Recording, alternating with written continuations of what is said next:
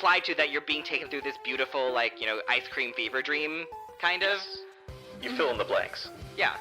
Yeah. Yeah. But, like, okay, so, like, that harp that she uses, in the manga, it talks. What? Yeah, like, see, I knew that it would have some sort of significance in the manga, like, so I was willing to give it a pass.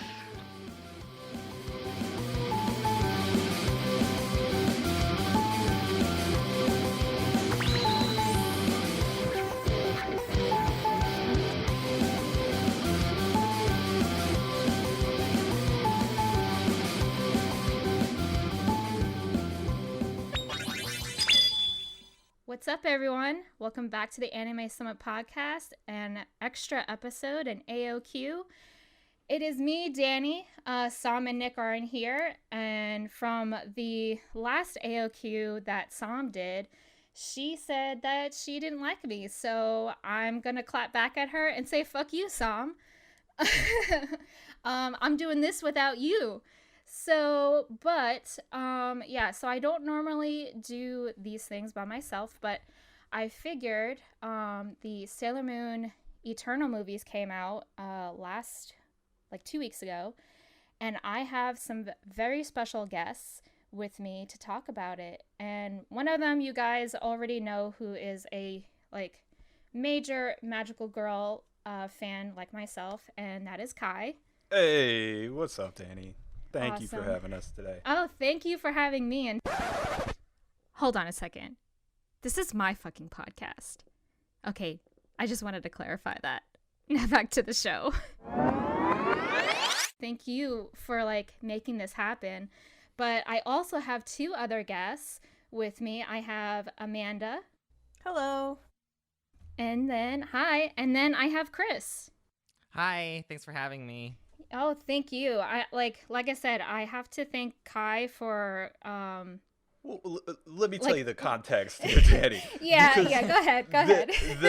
I've kind of been outspoken in my opinion on the Sailor Moon remake shows, and then these guys also, after the Sailor Moon Eternal movies aired on Netflix at the start of June, they came to me and on Twitter and on Discord, and they said, we need to talk. We need to have a discussion. And I said, need to have some words. and you too. You mentioned something, so I said, all right. Well, I'm just gonna let Danny take this and run with this. And here's the people. I have opinions. We have opinions, and I'm sure we can come to some type of argument. Not agreement, argument. So many feelings. Well, this is the internet. We can come to some kind of argument for sure. Oh yeah, Oh, yeah. for sure. And I'm super excited for this because I'm pretty sure all of us just love Sailor Moon as much as, our 12-year-old selves have when it came to the US and everything like that, and we watched it on Toonami or wherever you guys watched it and stuff like that. So Do you have a story of watching the original run? Do you guys, Amanda and Chris? Because I do, and I can share it if you'd like. Yeah, same. Oh, absolutely. I'd like to hear yours. Yeah, you guys go ahead first, and then Kai and I can go after. Do you mean me go first? Whichever. Okay. Amanda, yeah, you go first. Why Okay. not? Yeah, sure. So, thank you for the introduction, and I also want to say thank you for having me on because I forgot to say that, and I don't want to sound like a jerk. You're good. Yeah. You're fine. So I'm Amanda. I know Kai through my podcast. Don't say it wrong. Madoka Magicast. Awesome. I have a problem saying the name of the anime that my podcast is about incorrectly, so I'm making an effort to say it correctly. I mean, you could just go anyway, my podcast route and just say Madoka Magicast. Yeah, I there was you go. about to say, Yeah. there's an inside joke on the Anime Summit podcast Yeah. about mispronouncing that name, so the you're best already there. possible advertisement for my podcast right there. I can't say the name of the anime correctly. Yeah. I know It's Kai really through good that. though. It's really good. I've listened to a number of episodes. It's really good. Thank you. Kai was a previous guest on my podcast, and that's how I know him. And he invited me through here, basically. And I am almost 34 years old. and next month I will be 34, so I am very old. Woo, woo, happy birthday. Thank You're not you. that old. I'm 31, so you're good. I know, I am but 32. Yeah. I know, but you know how it is. I don't have to tell you Oh, guys yeah. now that you're in your 30s. Trust that me. you feel old, yeah. I have been watching Sailor Moon since... I often wonder how old I actually was when I first watched Sailor Moon, because my earliest memory of Sailor Moon was the Ray's first episode. And Ooh. I remember exactly where I was in my house, and like the time of day it was, and like what the weather was like outside, and like what the light was in the living room. Like I remember it very distinctly. Wow. Yeah, I know. I remember it was that episode, and I really liked it, but I remember not seeing it again for like probably maybe a couple months, but in kid time it felt like a really long Right. time. Yeah. Do you know what I mean? Yeah. So I want to totally say do. I want to say it was like 6th or 7th grade. So that would have been 98, 99. I don't actually know when it was on, when it started on Toonami, and I don't know if it was even the Toonami run, but Okay. but I want to say it was 6th or 7th grade. Then the next time I saw it, it definitely would have been on Toonami. And I was like, oh my God, it's that show. I found it again. And then once I knew when to turn on the TV and watch it, I was like an everyday, I can't miss it, I gotta watch it kind of person. So I kind of quickly just Googled while you were Sure. talking, and Sailor Moon first aired in the US in 95 on Fox, WB, and Cartoon Network.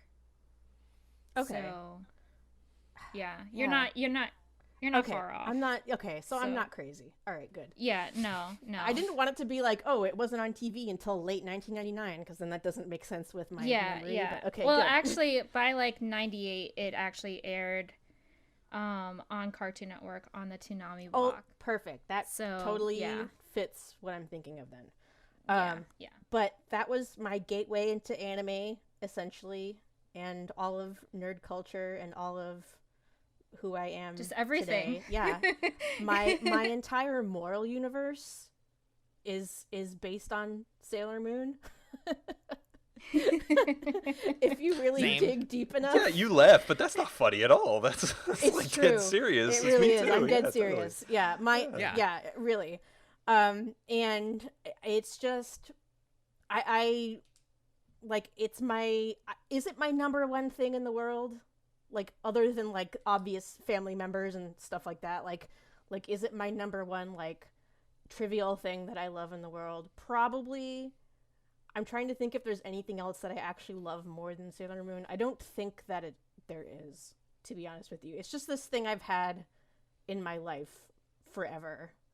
Right. And I've never stopped being a Sailor Moon fan. I've never like, it's never like, I wasn't a fan for a little while and then I got back into it and then I wasn't a fan anymore. I've like been a hardcore fan for the past 20 years or 20 plus years. So I watched the live action show when it was airing in Japan, and I was watching the fan subs. That was when I was in high school. Oh, wow. Yeah. Okay. Then there was like this 10-year gap of like no new content whatsoever. Oh, we did get the manga retranslated, which was a big deal when that happened. Right. Yeah. And then they announced Sailor Moon Crystal, and I was so flippin' pumped for that. And I won't get into that because I'm sure we're gonna talk about that when we get to the movies. Yeah. But I remember but- that announcement though. I was hyped on Oh my that God, day. I had Yeah, my I Reddit was so comment. hyped for that and as well. I watched that as it was airing. So every 2 weeks, which is how it aired at the beginning, I would turn in and watch it. And I've been a hardcore Sailor Moon fan for 20 years. I'm not quite 25 years yet, but 20 plus years. So That's that's awesome. my Sailor Moon story. Yeah.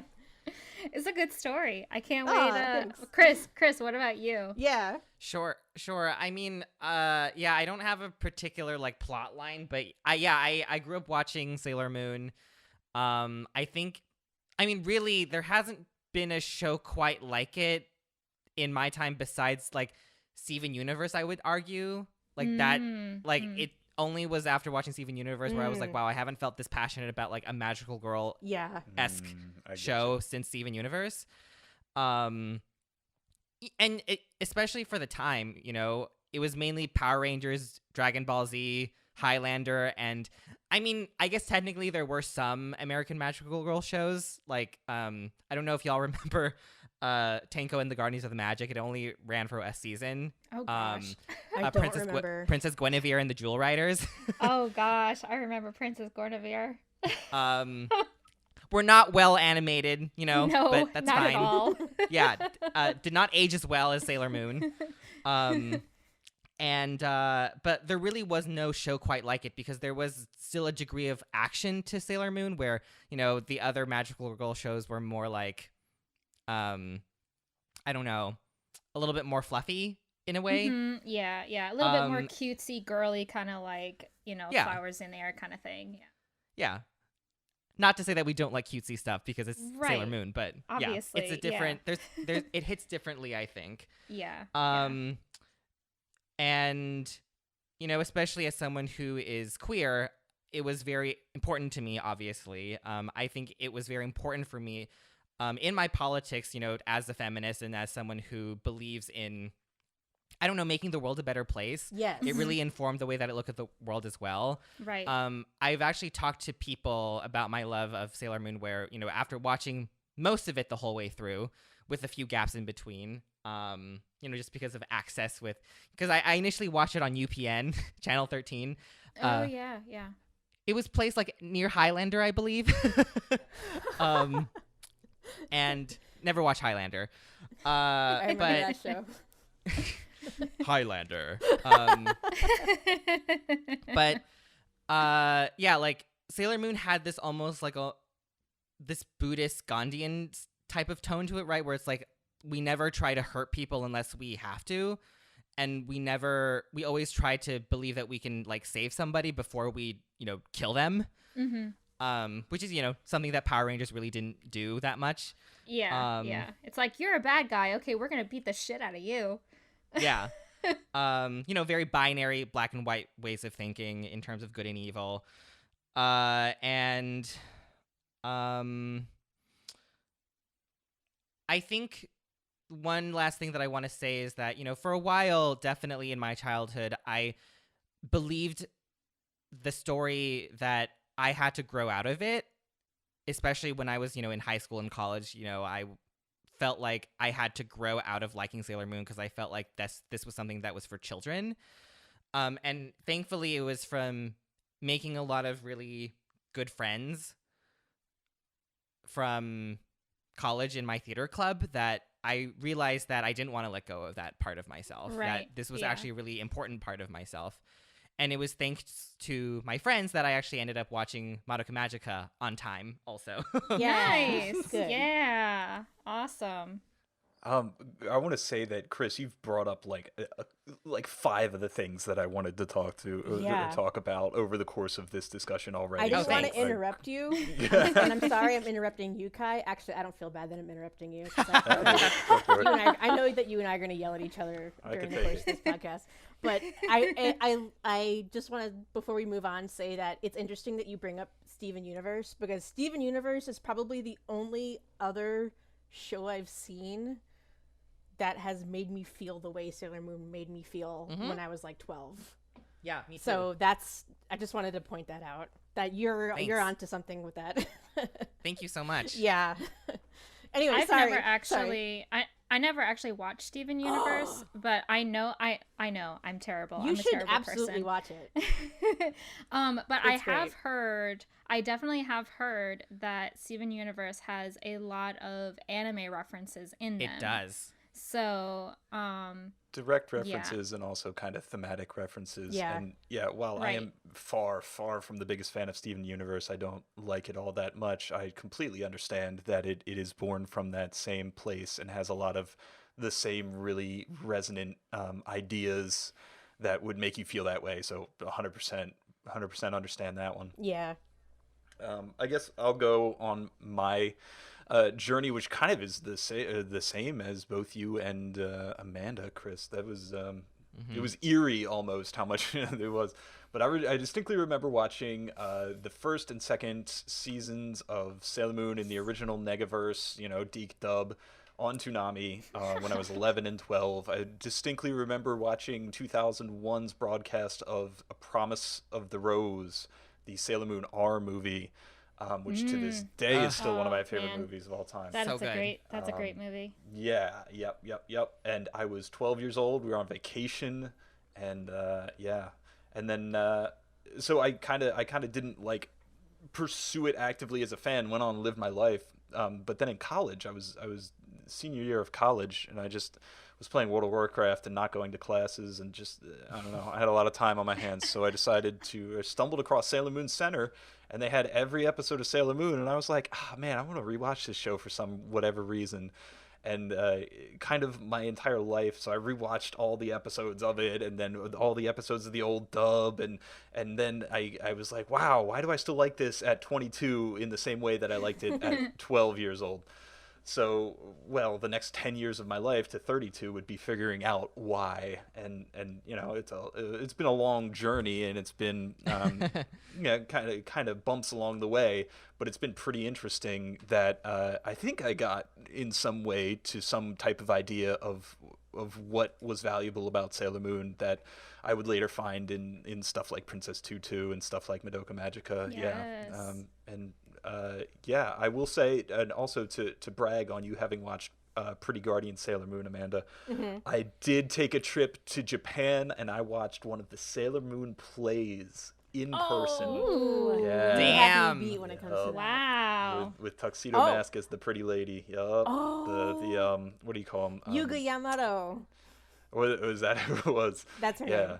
Yeah. Oh, Yeah, she's good. gorgeous. But Gorgeous. I did get to go see the Super Live in Washington D.C. A couple years ago. So maybe I'm still kind of like, You're I'm there. still kind Well, of on the level. Okay. If we're gonna have a dick measuring contest about Sailor Moon stuff, I gotta show you these pictures because I did buy over the course A of the last scepter year. measuring contest. Scepter measuring contest. You're right. Yes, keep it PG. No, No, it's fine. This could no. be fucking rated X, like. Well, Anyway. I did stumble across Bai and Yahoo Auctions Japan, and I ended up buying Oh, God damn it, Kai. Here we go. four Sailor Moon cells from the original 90s. Oh my god. Nice. And he fucking beautiful. tortures me They're on beautiful. my Anime Summit Discord anytime like one arrives. He like sends a picture in our I'm all Discord. He's mounted. all like, "Look what I got!" I'm just all like, "You fucking asshole!" I made little Like- inserts to show which episode they're from. Oh yeah. Okay. I have one Sailor Moon cell, and it's the Yoma from the skiing episode, which is the lady with the snowmen for titties. Do you remember that one? Me too. I have a cell of that monster. That's the only Sailor Moon cell I own. Oh no. Oh, I love That's this. awesome. Snowman That's titties win it awesome. for me. Yeah. Yeah. I You really same. need another one after that. Can't beat that. Kai, are you done with your Sailor Moon story? I don't know. Well, Okay. how long do you want the story to be? Because we could be here all I night. mean, Yeah. well, we want to keep it short because we definitely want to talk Yeah, about yeah. Eternal and stuff. But I will Well, keep my Yeah. Sailor Moon story short. I at 12, like, I first watched it when it aired on Toonami, so I had to have been like 12, 13. And when I was that age, my friends and I, we always played outside, and we did this thing where we would kind of like role play like shows. So like Yes. Sailor Moon, Yes. like Sailor Moon, Yep, I did fucking we that. would do like Street Yeah. Fighter, Soul Calibur, like all that kind of stuff. Yes. And when and when Sailor Moon came out, and this was when only Sailor Mercury came out first, and me and my friend, we literally fought on like who was Sailor Mercury, because and nice. we literally fought. It was like insane. And then when like Ray's episode came out, we were all like, and I just said, okay, I'll be Ray. But then once Sailor Jupiter came into the play, I was just like, no, fuck that. I'm gonna be Sailor Jupiter. So. Oh, you make it sound like such an event. Hey, everybody, new Sailor Soldier just dropped. Yeah, literally. that was it. So, but sorry, just super quickly, I appreciate. Oh yeah, go. I appreciate that you mentioned like role playing stuff, because that's something that was super important to me too. In my love of Sailor Moon was like, I would literally make my sister or my family like act out scenes with me. Oh yeah, I did that all the time. Like, I did that would with memorize all Disney movies. Yes. Yeah, like I would memorize the lines to a T. I would memorize like Yes. the intonations and everything. Yep. And like I would even practice like the comedic like anime, like when someone says something stupid and everyone drops to the floor. Like I would practice that. That's so cute. Amazing. Yo, no, I did the same thing. Like, not even for just anime stuff. Like, I literally did that for like Disney stuff. Like, me and my cousin, when I was like 5, and my cousin would babysit me, we would like watch Pocahontas, and I would make her be John Smith, and I was Pocahontas and stuff like that. So like, yeah, I did that all the time. But anyway. So, but as a kid, like, I mean, like, I only watched, like, whatever was on Toonami. I didn't really explore too much, because at that time I was really into dancing and stuff, so I didn't have time to, like, watch TV and play video games when I was a kid. But when I was a teenager, I was still really into anime and stuff. And this was when, like, Sam Goody and Suncoast Video Store were still a thing. Yeah. And I bought my very first Sailor Moon DVD, and it was Sailor Moon Super S. So it's very ironic that we're going to be talking about Eternal, because it is about the Dream and Dead Moon arc, and that was like the first DVD that I actually bought. Nice transition, Danny. Nice transition. Yeah, like it was. It made me. Sailor Moon Super definitely made me appreciate Chibiusa more, because when I first saw Chibiusa, I was like, who the fuck is this bitch? Like, what is this girl doing here? I have no idea why she's here. Like, I did not like Chibiusa at all.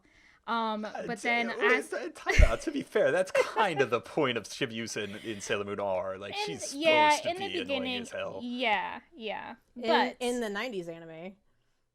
Yes. Yeah. However, in Super, I definitely started to appreciate her, and after and now as like a 31-year-old adult, and actually watched the Dream arc from beginning to end, Chibiusa is actually one of my favorite characters. Oh, me too. Aside from Sure. Jupiter, like, she's definitely one of my favorite. Danny with the golden opinions right out of the gate here.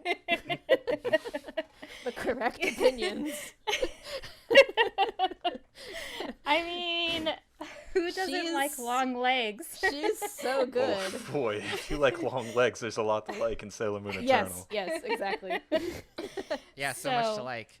But anyway, let's get to the topic of, the hour or two. I don't know how long we're going to be talking about this, but it's fine. Let's get right into it. Sailor Moon Eternal. Wow. Yeah. So Who wants to go first? I guess, well, let's get to a little context. Sailor Moon Eternal is the 4th season of Sailor Moon Crystal, the previous 3 seasons, which is a remake, I guess, of the 90s anime, but more it's an adaptation of the original Sailor Moon manga from the 90s. And it is, the context behind it is it was supposed to be, a 25th anniversary celebration back in the day, or 20th? I don't know. Do the math. But 25th. 25th, yeah, it was. It got delayed because of the pandemic. Right. Yes. And the previous ones were all airing seasonal anime, and this one was done as a set of 2 movies and funded by Netflix. And yeah, the thing I want to say right off the bat is that Sailor Moon Crystal and Sailor Moon Eternal later are all helmed or the intellectual property rights in Japan all live mainly with the original author. So Naoko Takeuchi owns Sailor Moon still, and she was in charge of deciding whatever went into these adaptations. So yeah, you will find that these adaptations are much, much, much closer to the original manga than they are to anything regarding the original The 90s anime. Yeah. Mhm, Yeah. mhm. Yeah. And that's probably one of my biggest things, but I'll save that for later. To the point where like there's just, you can go through with the copy of the manga and watching Sailor Moon Eternal with the dream arc of the manga, and you could just match them up 1-to-1 of there are pictures Yeah. that they have animated. Some of the dialogue is word for word. Yeah. Wow. It's pretty crazy. Okay, so when Kai invited me to this, and I realized that there was not just Kai, it was like 2 other people, because I didn't really know what he was inviting me to. I was like, oh no, 2 other people. And then in my head, so I'll just say, I'm a major manga lover and Sailor Moon Crystal lover. And I know that Kai is not a fan of Sailor Moon Crystal. So in my head, I was like, oh no, am I going to be like on the defensive for like 2 hours with 3 other people against me who hate Sailor Moon Crystal? So can I just ask, like, from the start, like, what, just in like one sentence, what everybody thought of the Eternal movies, just to start off with? Because my opinion, in short, was that I was almost completely happy with them as the person with the perspective that I have. So where do you guys even stand on it? You know? That's a great question and a good standpoint to start off with. So with me, the Dream Dead Moon arc is one of my favorite arcs from the 90s. Obviously because it's one, you know, I bought the DVD and I fell in love with it. Right. So I particularly did not really like the first movie. The second movie, it's okay, but I mean, I still have like some issues with it a little bit. However, I mean, there are some enjoyable parts in both movies, and I did watch both of them twice before we recorded and everything. But however, to start off like with the first movie, the Amazon Trio, like, I love them. They are hilarious in the 90s anime. And then they also had like in the end, like, or like halfway through of Super, they had their realization, like, you know, we want dream mirrors and all that kind of stuff, and then they finally get their dream mirrors and all that kind, you know. They were really not much like, they rarely had any personality in the first movie for me. So like, that was super heartbreaking, that they literally were just like side character henchmen to the Amazonas quartet, and that was that. Like, so, but there are some other things that I have issues with. A summary, Dan. I mean, a summary. Come on. Good, bad, no, good, yes. No. Okay, yeah. I mean, first movie, bad. Second movie, okay. Yeah, I think that what you've said so far in your reaction is extremely common. Like, a lot of people probably reacted the way you reacted. Yeah, and I think that's totally valid. Even as somebody who was very happy with them, totally valid. And I'm not going to tell you that you're wrong. You know? Yeah. I'm not going to tell any of you that you're wrong, really. Except for Kai, maybe. Chris, what did you think of it? Oh, so complicated. But in the spirit of trying to keep it brief, I'll just say that I'm like neutral, leaning towards positive on the spectrum. I think this movie kind of highlights that even though something might look good or be okay in a manga form, directly translating it into a movie is not always my favorite thing, because it can feel like everything's very fast paced, or like it can feel like we're trying to rush through a lot of things, because that's kind of what the first part part 1 felt like to me. Yeah. Right, was like, we're just going to bulldoze through like a small little anecdote for each inner scout, inner guardian, and they get their powers and then we move on. Yeah. And so I didn't like that, like I didn't feel like it worked well in a movie format. I think it would have worked a lot better in a TV format. TV show. That is for sure. Yeah, I will agree with that. Yeah. And also there was just like a few things here and there that really, it had like some amazing moments. Like honestly, like I want to rewatch it just because I think some of the frames are so gorgeous, but also some of them are not. Like I can tell that there were some parts where they really went in with the animation and other parts where they completely dropped the ball on it. Part 2, you could tell they knew it was going straight to Netflix. Right. Yeah. There were some moments in part 2 where it was like, okay, they knew that like movie 1 came out in January, not a big movie month, and it didn't do as well as they wanted it to. So you know what? Let's sell the rights to Netflix. Yeah, for part 2. like exactly. Yeah. So I could definitely tell that there were some parts that were not as cared for as much, and there were other parts that were. I'd love to go into that later, but pretty much like I'm respecting the origin work because I understand that that's where it comes from, and I think like I've read some of the manga myself, and I don't have as many gripes because you're just flipping through pages. I think it's very different when it's in a movie format and not even like in a serialized episodic format. Yeah, it is. Yeah. It definitely is. You've checked off on yet another one of the boxes I wanted to hit. And if I can just insert just a comment here, everyone in like the Sailor Moon Crystal community, if you can call it that, like the people who love Crystal and were excited for season 4 and we're waiting for information, all of us in that group of that's corner of the fandom were disappointed when they announced these as movies. So pretty much all of us in the pro Crystal half, if it even is a half, the 10th of us who like Crystal, all of us even are like, couldn't this have been a 12-season anime? Literally, I mean, like, me being the fan of this arc, I was totally disappointed. So like, wow, my favorite arc is run down into a 2-part movie. Great, awesome. So we were a little bit disappointed about that. That being said, I was still, like I said, pretty happy with it. But anyway, sorry. That's all I wanted to say. Go ahead, Kai. Yeah.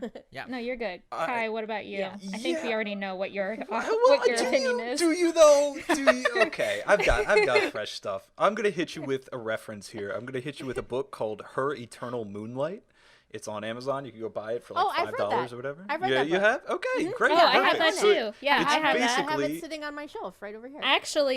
Actually, before I became a host on Anime Summit, Anime Summit interviewed the authors to that book. Cool. I remember that happening. I had already had that book. I swear to God. I'll have to find it. I think it's in archives, but I can try and find that for you. Anyway, to anybody listening, it's a series of interviews with people in the Sailor Moon fandom that these academics or people who go to cons did, and they sorted the people who were Sailor Moons or fans of Sailor Moon into different reasons why they were fans of Sailor Moon. Yeah. And of course, there were like people who wanted superhero representation for women in the 90s, which just wasn't a thing, or even like just shows with female protagonists and stuff. And it, like there's an empowerment angle. There's people that wanted to, the thing that I did not relate to that you all shared earlier was role playing. I never wanted to be or saw myself as or needed to be any in that universe at all. And that's okay. So those like didn't really hit me. And I generally really like the aesthetic and the animation, and there's a lot to talk about of the original series and the Eternal in regards to. I was just watching a video about the art direction, the background animation in the original '90s Sailor Moon show, and it's so like gorgeous. painterly. It's like it's beautiful. Pastel. It's got like tones. Like they don't use any blacks, and it's just like But there's all these different angles of why you would like Sailor Moon, and I'm not here to get up on the soapbox and shout down anybody who enjoys it in that way.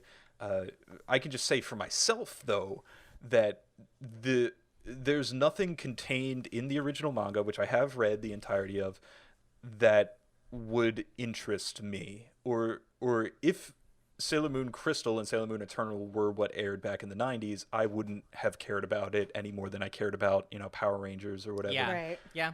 So I would say, and I have said in the past, that the only reason that we're here today is because of the efforts of Junichi Sato and Kunihiko Ikuhara and Igarashi and all the showrunners at Toei and all the other writers and animators and everything that took what Takeuchi had and created something meaningful or poignant or true to life, or something that could be something that informed all of our morals and worldviews as adults.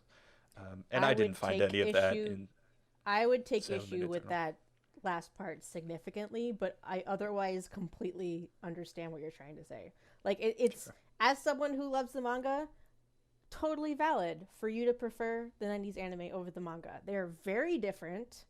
They have very different what's the right word? Like worldviews?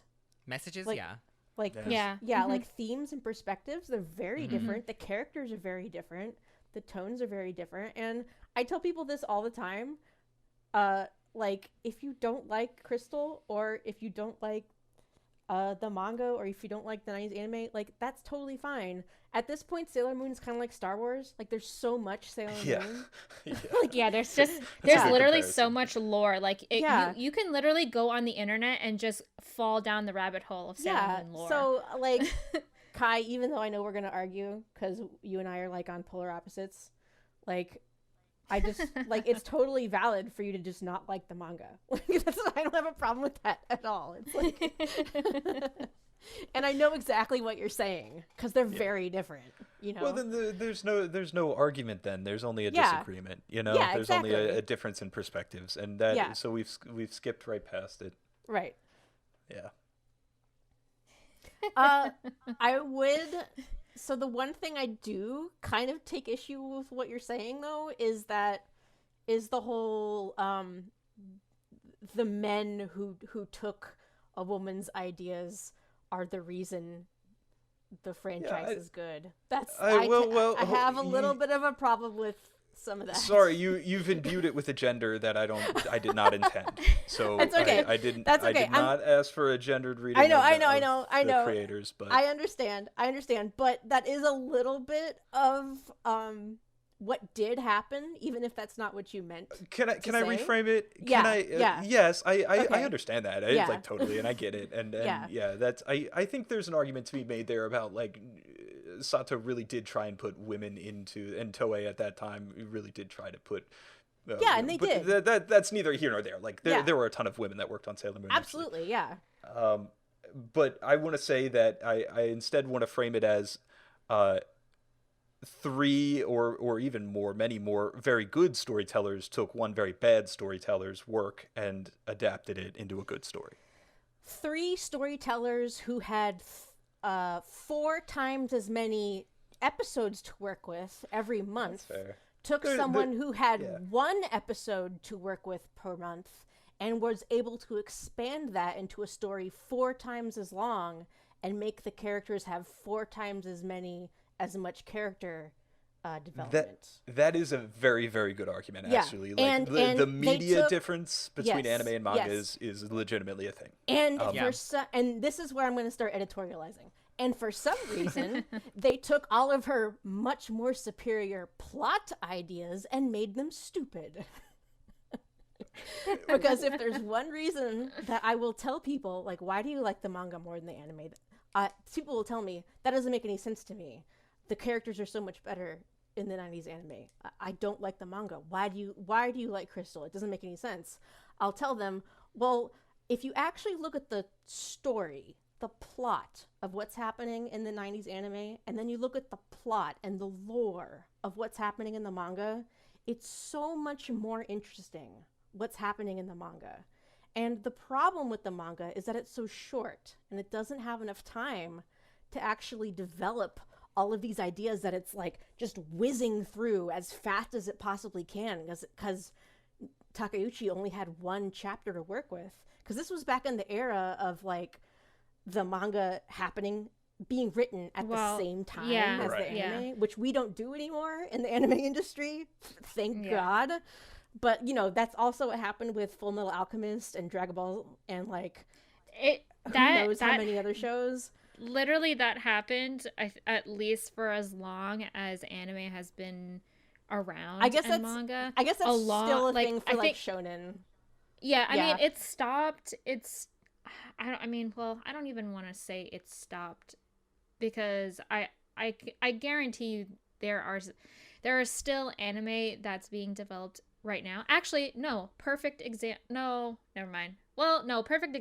Promise Neverland. The anime like literally cut out an important arc that was in the manga, and the manga is finished. I really have to watch that or read that, because I've heard that is so good, and people keep like reminding me periodically. Yeah, right. I mean, I've watched it. I've watched the first season, but then once I found out, like on Twitter, that they were cutting an important arc and also an important character out of that show, I was just so like, oh, well, I guess I'm gonna put a pause on the second season and wait until I read it. So yeah, because I'm a big manga reader myself. I did not read Sailor Moon. Just pointing that out. Okay. And I will say that, I mean, I love the 90s anime a lot. It definitely has like a lot of, you know, fan service comic relief and everything like that. So, but I am not opposed to reading it and everything, because I can definitely literally fall into the rabbit hole of lore and everything like that too. So, with Crystal, when Crystal came out, I was not opposed to like them getting rid of all the fillers, like doing the whole Monster of the Week kind of thing, because that's exactly what they did. Yeah. So, but the one thing that I really was not all game with was the transformation animation, especially for like season 1. Yeah, where and like unfortunately that CG was just terrible. Yeah, that's an issue of Toei just, you know, never giving enough of a shit about Sailor Moon. And it's like, they outsourced the first seasons of Crystal to God, the Filipino I wish animators. a different studio didn't give them any time. It's well documented that I wish a different studio had the animation rights to Sailor Moon, because Yeah. literally give it to literally anyone else and they will do a better job than Toei has done. Yeah, I took personal offense to that. And also, to be honest, like, I don't know if how alone I am in this, but I also was never, like, the biggest fan of Crystal's transformation music, to be honest. I think there was just something more dynamic and vibrant and lively about the 90s music. Yes. With, like, guitars and you're not alone. Yeah, like, I don't like the churchy, chorusy, like angelic feel to the transformations in this new remake. That's just me though. Yeah. I mean, I can definitely agree with you on that. Like, the music is definitely not my favorite. I definitely like the 90s effects that they used for the transformations and everything. Speaking of the transformations, I was not a fan of how the Inners got their new transformation powers. Oh yeah. I was just I What do you mean, the story structure of just the one story little... yeah, literally the story structure of, like, you know, okay, Yeah. for example, Mercury and Mercury's he's like, my mom's dating again. yeah, that whole thing, and like how Fisheye was trying to manipulate Ami with the whole, like, you know, your mom's dating, and like your mom and your dad don't really care about you and all that kind of stuff, and like she gets sucked into the mirror. and then like this itty bitty little Sailor Mercury Little Mercury. self is all like, here, this is your crystal. This is your new transformation power. See, it's like, what? I don't want to spoil it for you, but that's like a lore thing that comes back later. I mean, I understand that, Yeah. but to me, it was a little. It is, yeah. It was a little lame. I know what you're talking and I about. was just like, what? Okay. Okay. I wanted to comment that Amanda, I will definitely concede the lore thing. Like, yeah, Yeah. I don't care about plot at all. So yeah, that's not something I'm Yeah. here for. Yeah.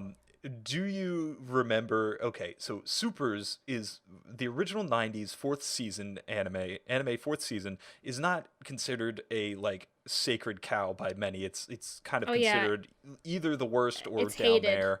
Yeah, in the everyone does worst. not like it. Yeah, so it's not like there's all that much reverence for that. Like, it has a number of great episodes and really good moments, more character stuff, but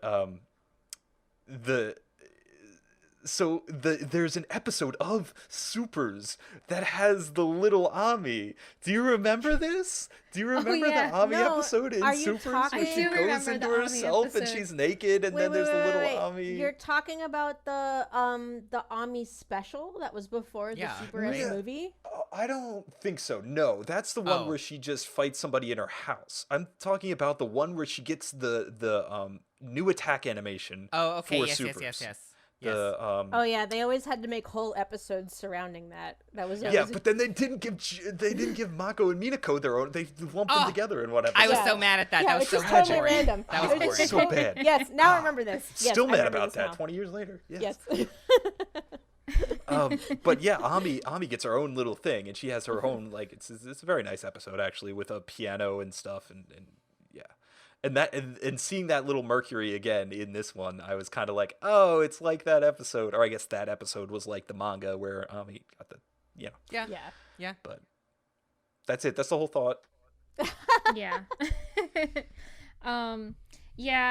Like I said, like with the whole Amazon trio, they really did not, to me, they did not get their moment. Like to me, they just felt so short-lived when the 90s anime gave them like so much personality, like Fish's Yeah. Eye, he's like, he loves the men and everything like that, and then Tiger's Eye loves the young women, and Hawk's Eye is into the older women and everything like that, and this, they really did not, they were just henchmen. Oh yeah, I mean they didn't have For- time. Literally Yeah. like nothing. Like those So- old personalities kind of come out of necessity, like you said earlier, with the production schedule of the manga. Like you're stuck with Fish Eye, Tiger's Eye, and Hawk's Eye for so many episodes. We got to give them Right. something. And yeah, And especially in a 2-part movie format, just a movie format in general, it really, I think, accentuates the unfortunate lack of necessity of them. Yeah, Mhm. and this has always been the problem with Crystal since the very beginning, right? Yeah. So Yeah. Yep. so for me, so going back, it's 2013. Sailor Moon Crystal's announced, and Yeah. me, someone hardcore tuned into the Sailor Moon news circuit, like when something is announced on Twitter, I know about it within like an hour. Okay. I like, and people will send me links on Facebook like a week later for news, and I'm like, oh yeah, I already know about that. Like, don't Yeah. send me that, Who do Old you think news. I Yeah, am? old news. I know. You don't have to tell me. I've seen it. Like, so this got announced, and in the announcement, it's like this will be a faithful adaptation of the manga. As soon as they said that, I knew exactly what to expect, and I got exactly what I expected. It was exactly what I thought I was Sure. going to get. You know what I'm Sure. saying? Yes, And yeah. Sure. and the problem is that for 90% of people who turned on Sailor Moon Crystal, and then Sailor Moon Crystal Season 3, and then Sailor Moon Eternal, that's not necessarily what they were thinking about going into it. Yeah. So for- yeah. Yeah. Go ahead, Kai. No, I'm just saying. I think Yeah. there's two wolves inside of your Sailor Yeah. Moon, right? There's Takeuchi, and then there's Igarashi and Sato and Ikuhara, and then most of the people, I would say, most of the people should be watching Princess Tutu or Penguin Drum or Yeah. something Yeah, else yeah. in the Revolutionary magical Girl like Utena. like even like a Hugto Pretty Cure or something. Yeah, I think that exactly. those are more Yeah. closer And to. So it's hard for me to tell people that they're wrong, and they're not wrong. To like turn it on and be like, why is Fish Eye so different? what Why is is Tiger yeah, Eye so exactly. different? This is not what I remember, But like for me and for people who love the manga and have always wanted an adaptation of the manga, it's like This is exactly what you This This is- is what you expected. yeah, the Dream Arc of the Gotcha. manga is so different from the Super S anime. It really is. Yeah. Yeah. We've if you like that arc of the manga, you've always wanted to see it in anime form. It never happened. If you don't like the Super S anime and you prefer the manga, then to you they totally screwed up the Super S anime. It was terrible. They got it all wrong. They focused on all the wrong things. So if you're in that camp, these movies are great. And you went into it knowing that Fish Eye, Hawk's Eye, and Tiger's Eye were basically going to be monsters of the day. Right. And like maybe they would throw in maybe because they know people like them, they would give them a little bit of personality just to make it And more they spicy. did. Yeah, and they did. They definitely Yeah. did a little bit. Yeah, Yeah. yeah. I will Which say is that great. Yeah. little bit of personality that especially Hawkeye showed really Yeah. really was Oh, like yeah. I was like, oh okay, wait, wait, hold on, wait, give me more of that. Because Yeah. that Yeah. scene with Fish Eye when she's with their or sorry he was redubbed into a I know, woman in yeah. the original anyway. Yeah, Yes. yeah. Yes. You know the story. But yeah, so that scene with Usagi when he's in her bedroom and he's looking at the screenshot of I love that that scene. whole I that whole love that episode scene. or when Yeah. he finds that Tiger's or Hawk's Eye doesn't have a mirror and man, that's one of my favorite villain moments. So Yeah. yeah, I was looking for that, but yeah, it wasn't there, and I knew. It was I mean, I even looked into more lore, and the dream mirrors are not even a thing in the manga. Nope. So That that was is just like something for the show. a wow. completely a filler creation Yeah. for the purposes of the show. It has nothing to Right. do with the manga at all. Yeah. Yeah. And it's sad because those mirrors are so pretty. They are very pretty. They also And- came and- along with the sexual assault connotations. Yeah, weird though. rape That made Yeah. it Oh, was yeah. kind of weird. Yeah. Yeah. Thanks, It is, Ikuhara. Love it. Yeah, right. That Thanks. Yeah. But it is what it is. Yeah, And then what- the Amazon Quartet came in with their billiards, and Right. all that kind of stuff. So, but So you guys, Yeah. you guys seem to have a better reaction to the second movie, which is awesome. Because I have to say, I did like the second movie more too. Yeah. Like, Are even we me. are we kind of going off the cuff on this discussion? Are we going to move back and forth between part 1 and part 2? Or are we moving on to part 2? I guess so. I don't know. Chris, I you mean, take us where you if wanna everyone go. is done about part 1, then we could definitely talk about part 2 now. I So- just want to mention super quickly, like specifically about the animations. I was not happy with Venus's and Jupiter's attack animations. Same. Like they I mean, felt so much more honestly- low grade, and like Mars's was gorgeous. Yeah. So good. I think This was Mars. amazing. I think Mars is the only one that is actually really good. I mean, I wasn't really a fan of Mercury's either. Like, Yeah, it had a back- lot going going on, back- so I was willing to yeah. give it a pass.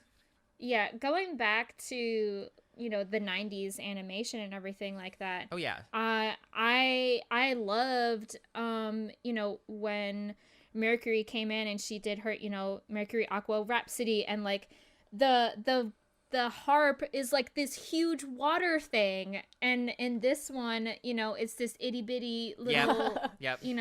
kind of harp kind of Right, thing. and like she doesn't even like also- play it that much. Did you guys? Yeah, she's go ahead, Amanda, go ahead. Did You're you gonna guys- you're gonna school us right now. I am going to blow your minds with manga weirdness.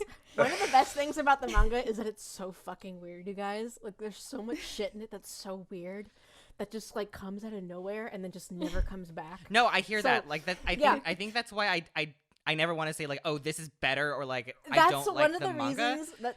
Because like, I think the there's manga- yeah. Sorry, go ahead. Oop. Go ahead. Sorry, I just want to say really quickly. I think like just with the art style of the manga, there is a sense of like dreamy nonsensicalness Yes, to it that yeah. like you Yeah. don't get from the anime. There is. That Yeah. Right. Yeah. lets you forgive it because you're I think you're kind of being implied to that you're being taken through this beautiful like, you know, ice cream fever dream kind of. Yes. You fill in the blanks. Yeah. Yeah. Yeah. But like, okay, so like that harp that she uses in the manga, it talks. What? Yeah, like see, Let me I knew that it would have some sort of significance in the manga, like so I was willing to give it a pass. It Oh talks. my God. It talks. It talks one time, and then it never talks again. Oh man. Sense. Wow. Makes sense. Okay. Mind blown. Gee. The manga, Wow, there's so okay. much bonkers shit in the manga, and like that's part of why it's so fun to read and like fun to talk about, but also why feel it's like- so fucking weird to adapt into an anime and like something that you guys brought up. I think Chris, you brought it up is like how like it is an adaptation, and as an adaptation, it needed to do more. Yeah, I mean, Like- you know, it's the same thing where it's like if you try to stick with a book, then like Yeah. it's going to not be good because you're going to leave out some important parts, or Yeah, there has it's, to be it's not going to translate changes. as well, or like I think a better example is like a video game adaptation, right? Like there's just yeah. structural things to a video game where like it's not going to feel good to do expose about on, you know, in the beginning of the movie of the adaptation. Yeah. Yep. Mhm. Like there needs to be changes because you're moving to a different medium. There's inherently a different way you have to present Yep. information to the audience in a different medium.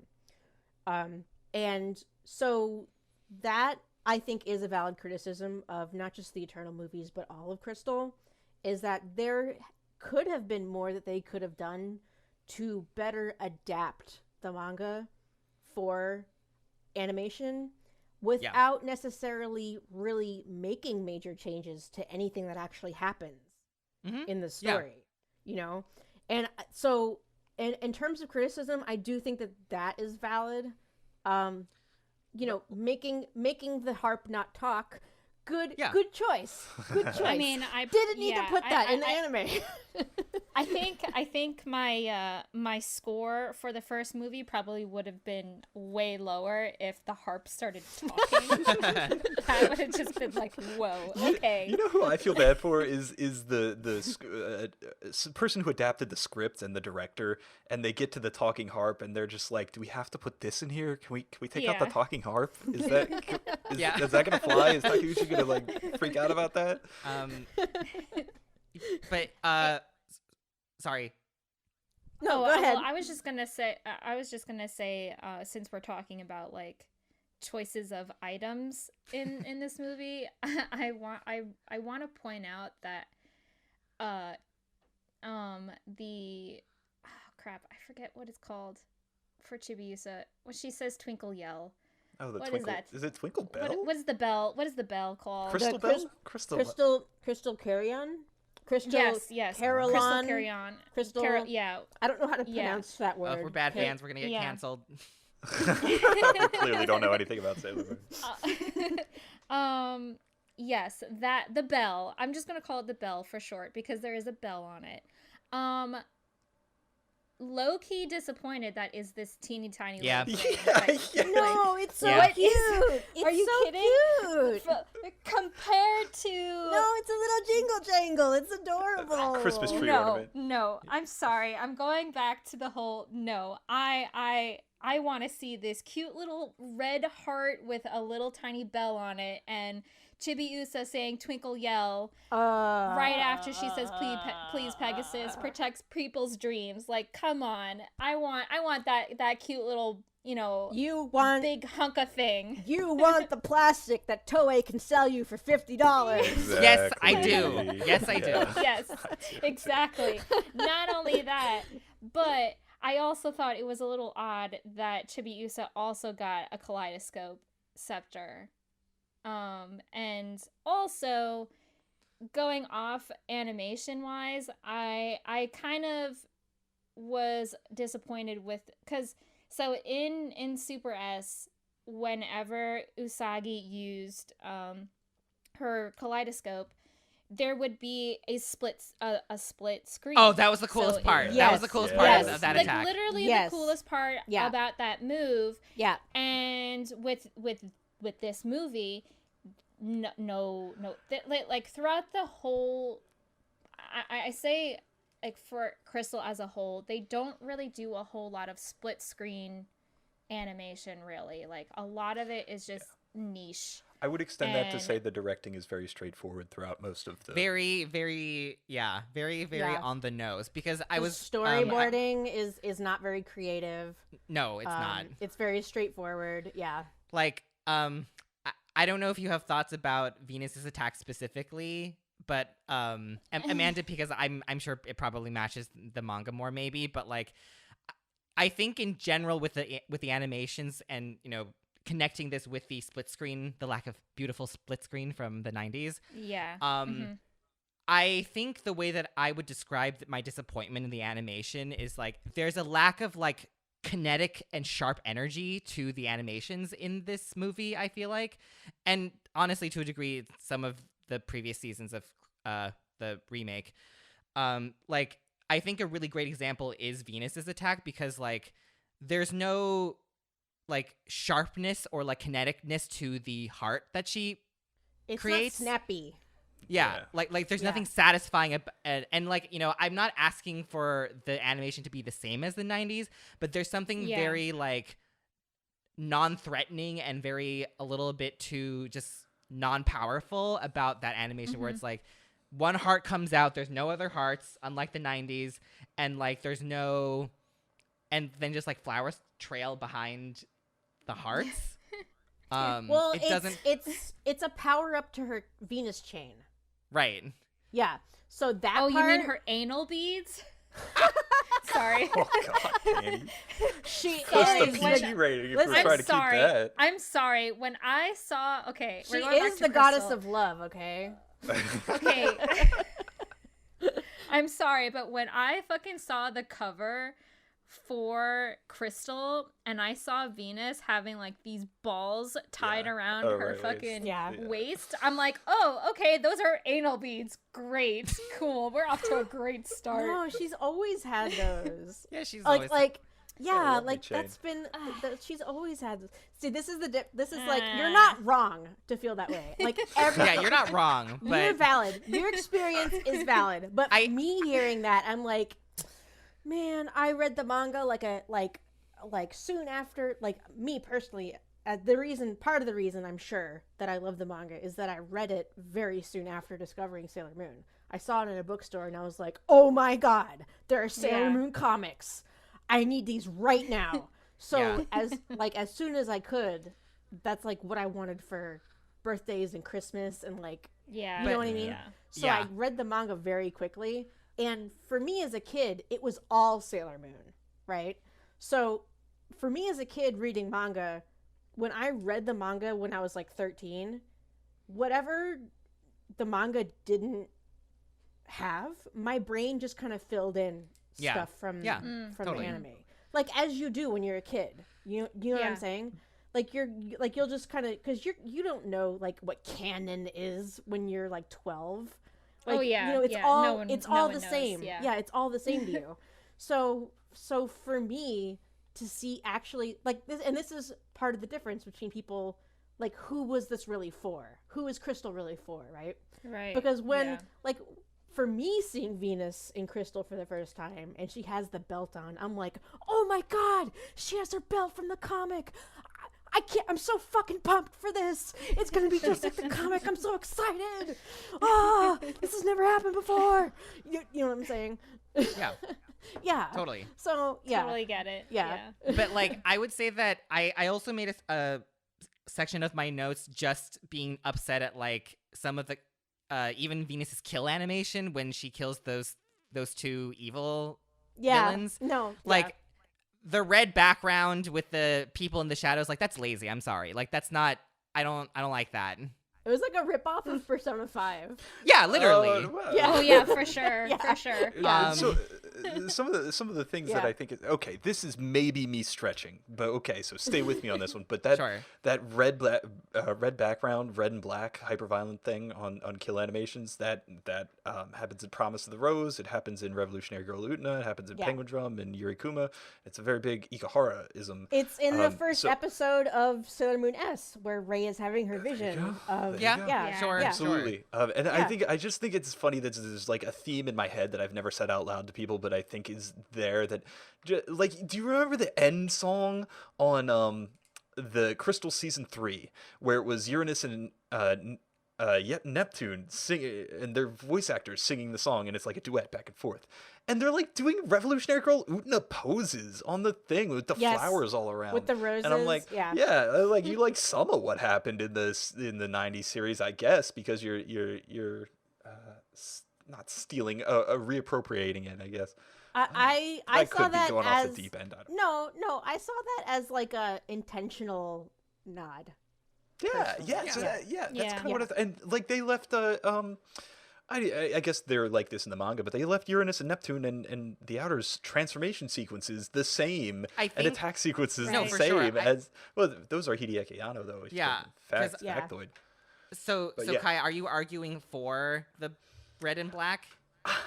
Yeah, I am arguing that I think it's very convenient that Takeuchi, I assume it's Takeuchi as the creative force behind all these decisions.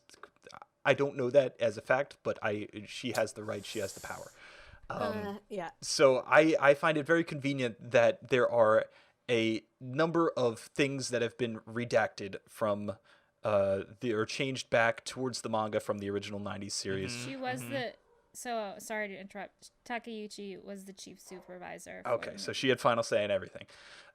So yeah, and I just find it I find it passing odd that she was so willing to remove all of this stuff that I would say made the original series great, but then she kept a couple of these really aesthetic changes that were actually really good. Yeah, and because I think it felt more out of place from just as we were saying how on the nose the rest of the movie felt in terms of its art style. Yeah, exactly, exactly. I So it don't- stuck out. Yeah. I don't know if it's actually that strange because I think Okay. it's the aesthetics that she has been the most willing to be Fluid on. Yeah, flexible sure. with. And it's the other stuff that so this is me and my stupidly encyclopedic knowledge of Sailor Moon Love it. coming back again. I mean, I but- love it. Yeah, I'm here for I'm it. here for it. So teach me. another Yeah, another same. facet of this is that you also kind of have to understand what Takeuchi's relationship is with Toei. Oh, yeah. Right. Because- please talk about this. Yes. Because hasn't always been great. And she has every right to maybe not necessarily want to give them any kind of leeway if she doesn't want to. Because, the way Sailor Moon even came into existence is that she had a manga called Codename Sailor V, which I'm sure you guys are aware of. Oh yes. It was meant to be a one-off manga, a Right. one and Just done. about Sailor V. One chapter. No, not even that. It was meant to be one chapter in Nakayoshi and finished. Ah. And it was popular enough that she did a few more chapters.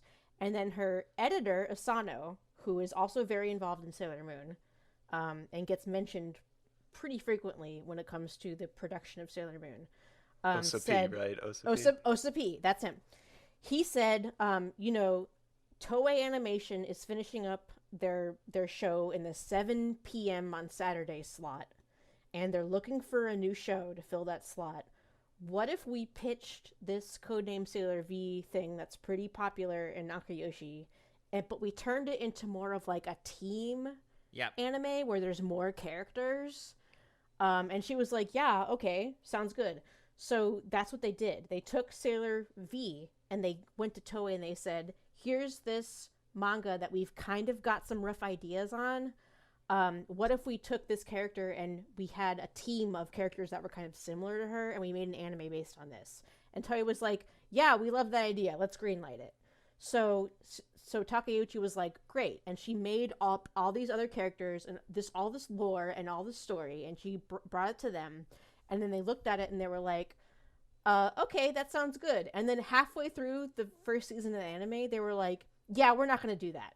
Like, she would bring her ideas to them, and they were like, yeah, we're not going to do that. And like they would start ignoring her. From what I heard, she was like legitimately pissed about how She was- season 1 ended. She was very mad. She wanted to kill off all of the characters in the manga, Yeah. in the first arc of the manga, and her editor said, you can't do that, it's a children's manga. And she was like, okay, fine. And then you And watch then what episode do they- 45. what do Yeah, they and do then in you watch like anime? the end of They season kill- 1 of the anime. Yes. And it's like the best Yeah. episode. It's like Yeah. so good Yeah. and dramatic. So good. Everyone dies. Everyone dies. It's like, are you fucking kidding me? Are you serious right now? And there's a lot of creative differences like that between the original anime team and the manga team. So, Yeah. and I'm not saying anybody was necessarily right, but you have to like put yourself in the shoes of an original creator, where this whole Yeah. this whole idea Yeah. was pitched to you from the beginning as you're gonna be the creator of this big show, and we're going to bring your ideas to Toei and they're going to adapt them. And then what really happens is that Toei kind of picks and chooses what Yeah. of your ideas they want. For sure. And then they just do whatever they want with them. Right, then you're You know looking what I'm back saying? 25 years later, and it's one of Yeah. the like 15 largest intellectual properties in the entire Yes, world, and you're a yeah. multimillionaire, and you're just like, what happened? Yeah. Yeah. But it's not, so many things were different about it. One of the big differences, and I'm almost done, I'm sorry.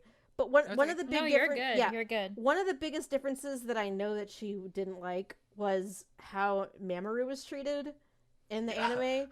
Oh, you can see that in this movie. Oh, you mean Totally. Oh, you mean the damsel in distress? Yeah, Naoko Takeuchi and Kunihiko Ikuhara had very different ideas about what to do with Mamoru. Ikuhara famously wanted to kill off Mamoru as soon as fucking possible and get him out of the story and get rid of him. And Takeuchi was like, no, this is a shoujo manga for girls. I'm intentionally trying to write a positive heterosexual relationship because so much shoujo manga at the time had like jerk boyfriends who were supposed to be like likable anyway. And Yeah. and the fact that Mamoru is kind of like a male wife is like intentional.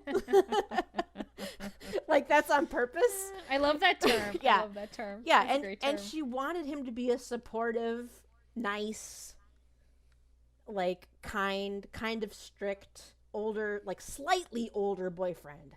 And instead, the anime made him a college-aged weirdo who was always mean to her. And like it was just a different take. And so you can kind of see how when she got the rights back to her creation, she was like, you know what?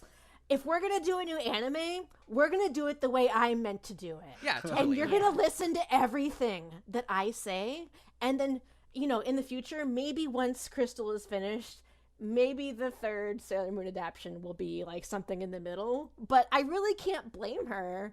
No, I mean, Honestly. I definitely saw that. Yeah, I the don't blame Mamoru her at stuff all. in Yeah. this movie.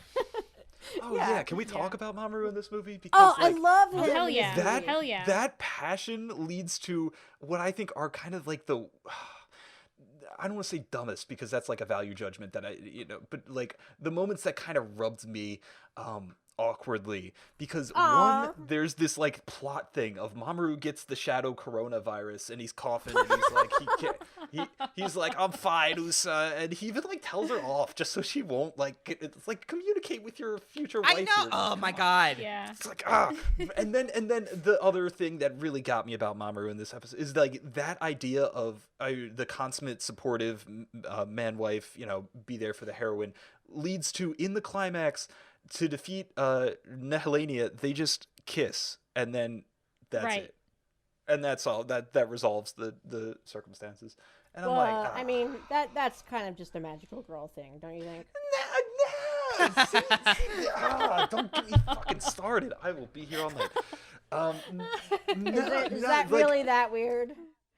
Like having him say, "Oh, I believe in you, Usa," and then a kiss. It's like that doesn't do anything thematically. I would say that even Sailor Moon Eternal does not even qualify by my own metrics for being a magical girl show, because the plot is not resolved by any type of compassion or understanding or any type of positive Oh my values. god! Don't get me started on the on, It's on just all part about two. kissing your boyfriend. Yes, it is. What, It's kissing your about how- boyfriend? It's about how they're all devoted to each other, and they all come together, and all their power coming together is what even makes Eternal Sailor Moon possible. Yeah, I get that there's that I kind of like, angle. this I is- see both this is- sides. I see both This sides. is a problem that I have with. This is another thing that comes up with the manga, and I understand where it comes from, because it's another thing where it's like a different worldview of how the manga is with how the anime is. The manga does still have all of that magical girl stuff. It's just about how all the main characters are like girls supporting girls, and how Right. they're all in it to the end for each other, and how they just don't put up with shit from the villains. It's still got that friendship stuff and always being there for each other kind of stuff. It just isn't extended to the villains, which a lot of other magical girl shows do. Yes. Okay. Yes. Okay. Now, I the was show, just thinking about Healing Good Pretty Cure had the same exact thing. exactly. Now, the 90s anime extends that to the villains and gives them redemption arcs. But it's not a case that the manga is not magical girl because it doesn't have, like, the power of love saves everything. Because that's definitely still a thing in the manga. Absolutely, without a question. You are wrong about that, Kai. I'm sorry. Okay. So I have to disagree with you. I hear what both of you are saying. I think Yeah. what I'm reading from what Kai is saying though is that like it was very, very much like coded and implied as opposed to something more put at the forefront at the end of part 2, I think. Because the friendship was represented from like a sequence of like 8 different transformations happening twice essentially, right? With the Yeah, dresses yeah, and then yeah. turning into their eternal forms and Yeah. then invoking Yeah. their castles or whatever. And then sending their colored beams out towards, Yeah. And then like that's like the representation Now- artistically Yeah. of it.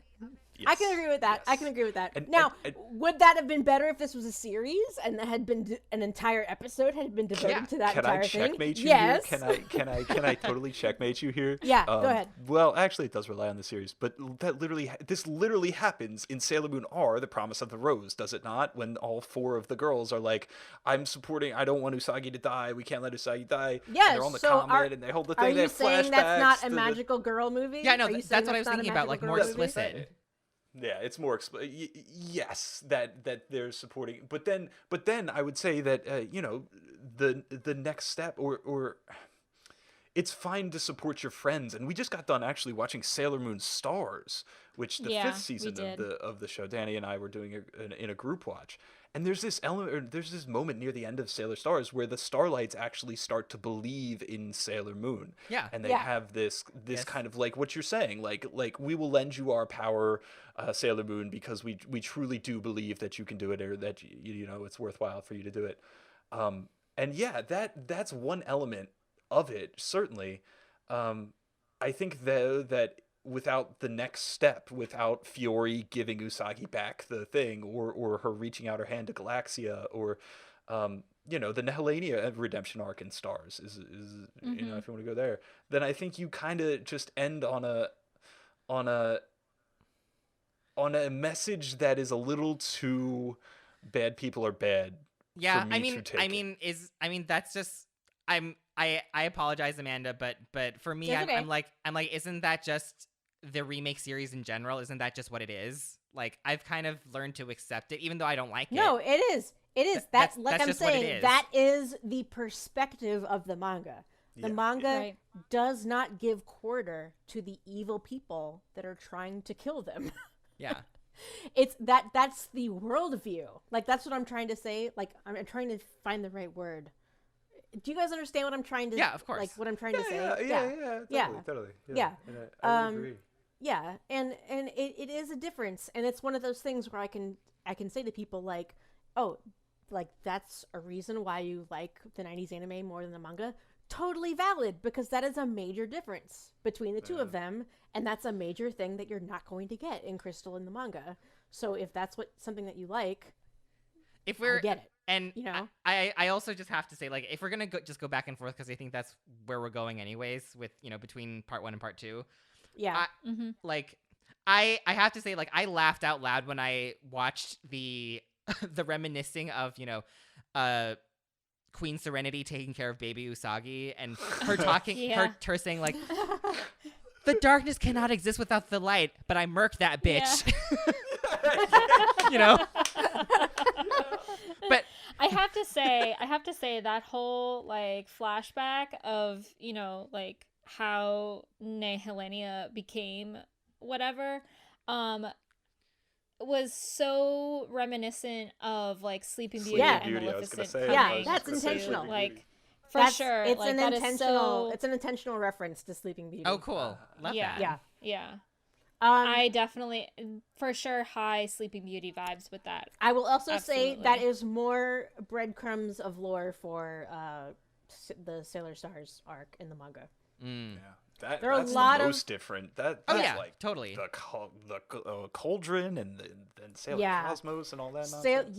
you think this is different from the 90s anime? Wait until you get to the Stars arc. Oh, totally. Like, wonder if I'm they'll because do it. that I shit can only is imagine. that shit is very different. yeah, like I'm actually excited about that, because Yeah.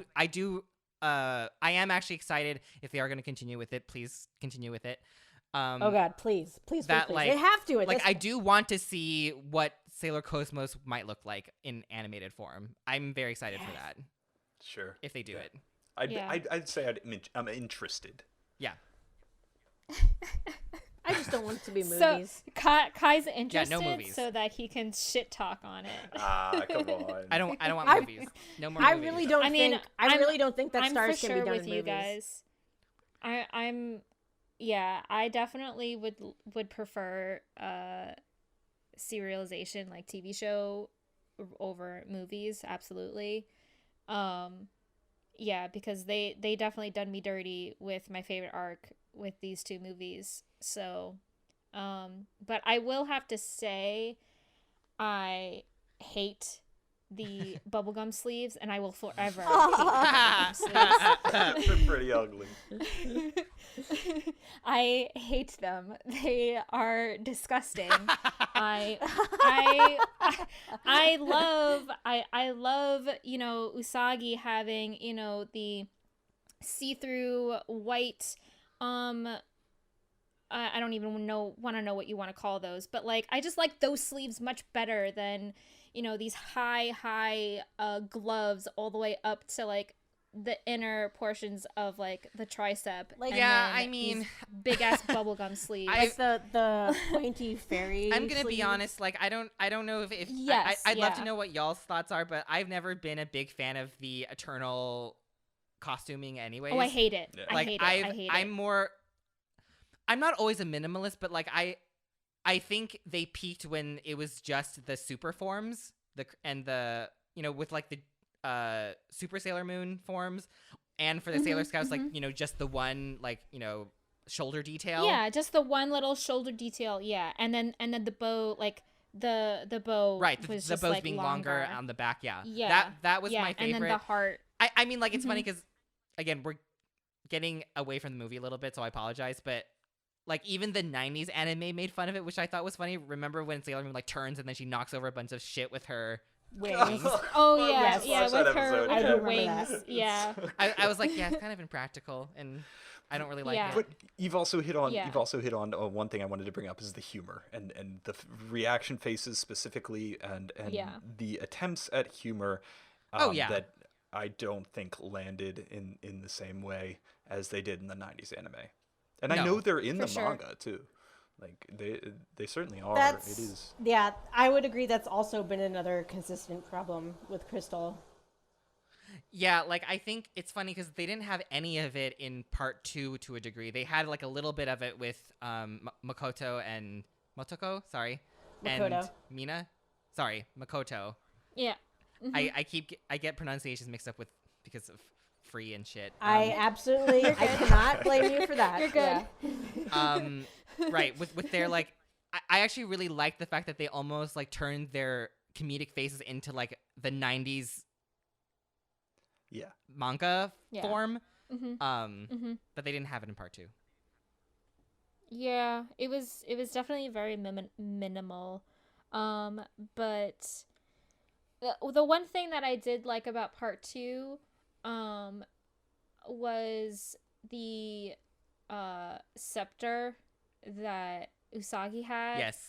Yes. To defeat Nihilenia. It was so okay, it's so much better, even though like this like Eternal Sailor Moon comes in Sailor Sailor Stars and stuff, but it compared to the 90s version of it, this one I would say is so much better than the one in Where Sailor it's Stars. like pure white and it's Agreed. really long.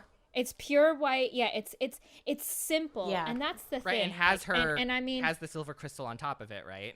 has the silver crystal on so top. it's like and she's the same so thing she's literally with, using like herself, her own being to yeah.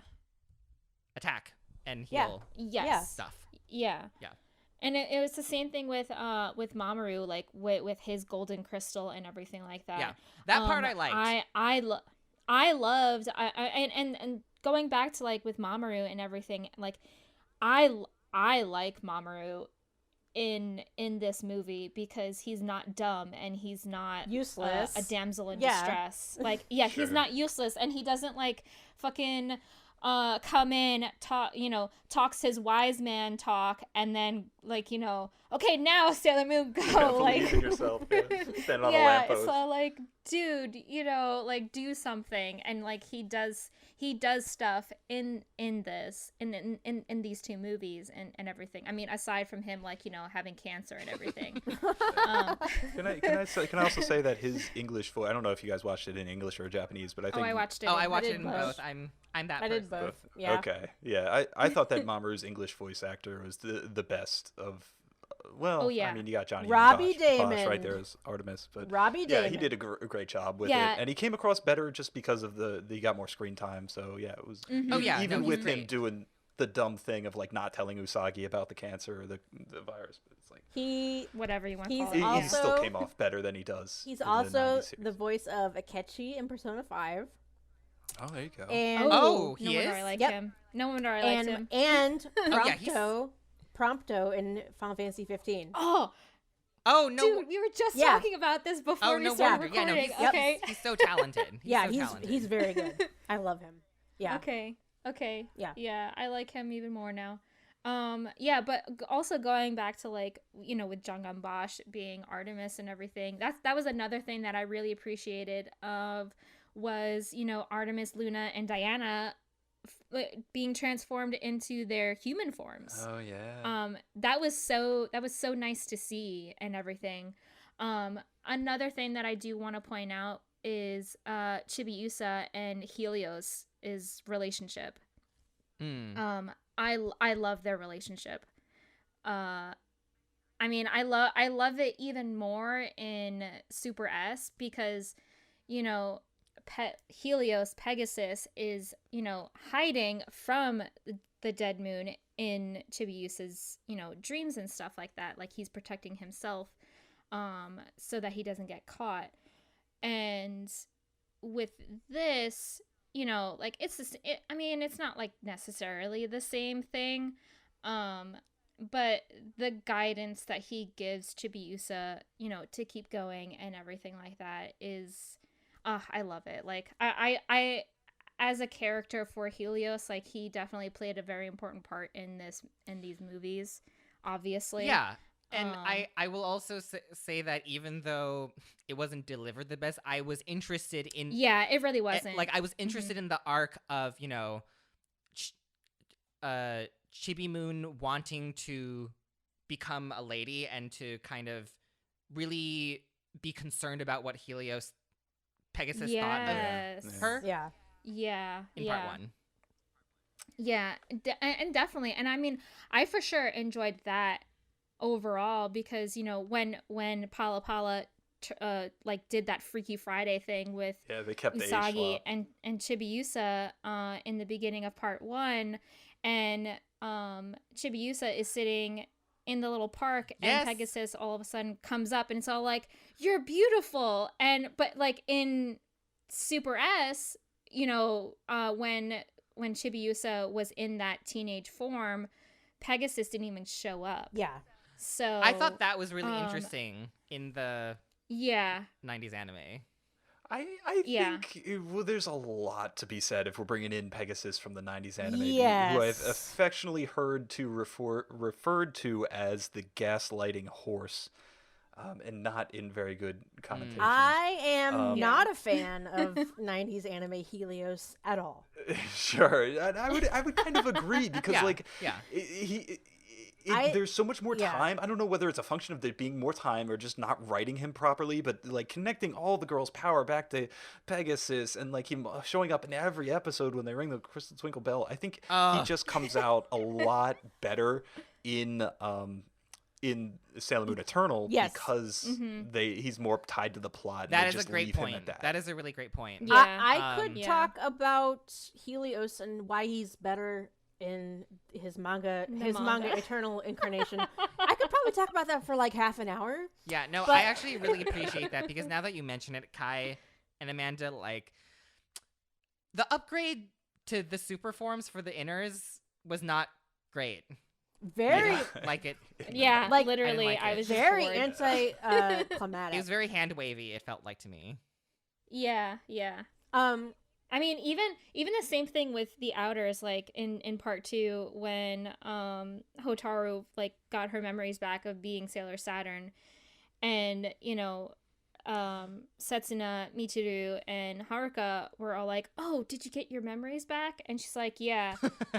But here are your super Sailor transformation powers. So hurry up so we can get the Yeah, fuck there's no out of time here. to explain transform. Yeah. Like so basically, Sailor Saturn's power is equal to that of, I don't know, Of Helios. of Helios I mean- and like all of Power the levels. all of the inner scouts, inner To princesses. be Yeah, combined. all fair- dinners. To Yeah, be fair, though, yeah. she is though. Oh yeah, totally. Yeah, Oh yeah, Sailor Saturn yeah. is I mean, I like knew basically on the level of Sailor Moon. She's When we start talking about relative power Yeah. levels, my eyes gloss No. over so fucking Oh yeah, no, hard. yeah. I mean- So let's I not will get too instead- into that. Let's not No. get too into that. But, I will Yeah. instead forcibly shift the conversation to the very cool representation of the Outers gay house, which I thought was great. Oh, Yes, how have we not the talked about that Yes. yet? One of the best parts. Yes. completely. Also, Yes, like, can we let's talk do about it. their outfits? Like, I love that Setsuna just hangs out like in like her undies. Girl. Oh yes, I love. Okay, I know.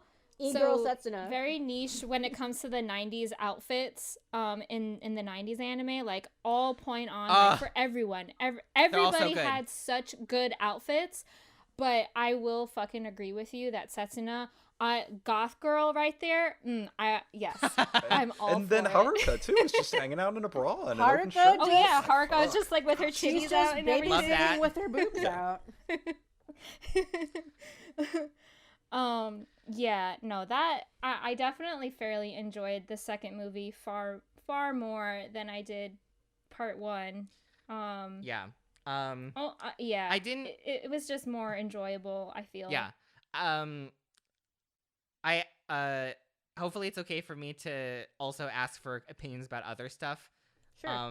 Go ahead. Yeah. So yeah. two things real quick. So number one, I think especially as a bigger fan of the 90s anime, it was a little bit odd for me to see all three of them so concerned about not being able to transform, I guess. I think I just have this idea in my head of Neptune, especially of, since she's Neptune, right? Like she's so wise and is able to intuit everything. Right. Yeah. She's Like, very. like yeah. I yeah. I was surprised seeing her so concerned and scared because 90s Michiru would have been like, everything will be fine. Like something's Everything's something's okay. happening. She never It's breaks. alright. Yeah. Everything will be fine. And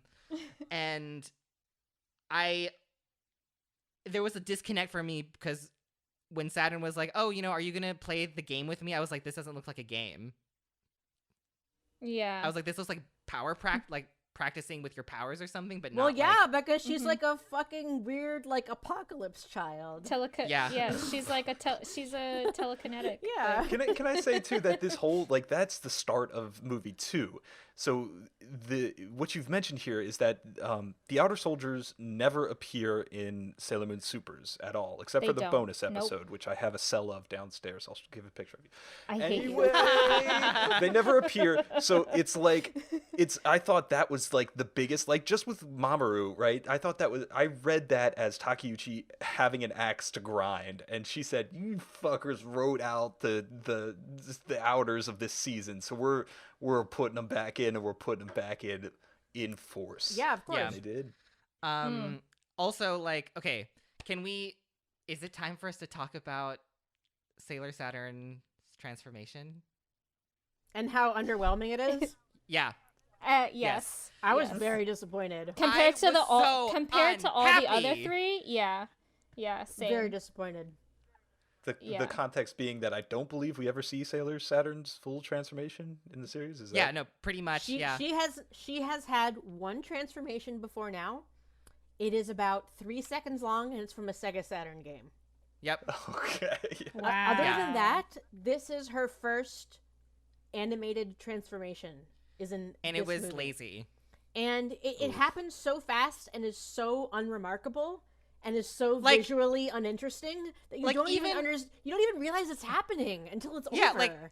Like even like her entrance in the series for the remake of Crystal was felt more long and more yeah. substantial. Yeah. When like the camera goes like down her body, right? And she's like Yes. spinning and shit. I was very upset. I was Yeah. so I unhappy. was underwhelmed. Like Yeah. you have the budget now. You're trying to make this like a big budget movie somewhat, but but this is the opportunity to like really like make the mark of Sailor Saturn, and they just drop the ball.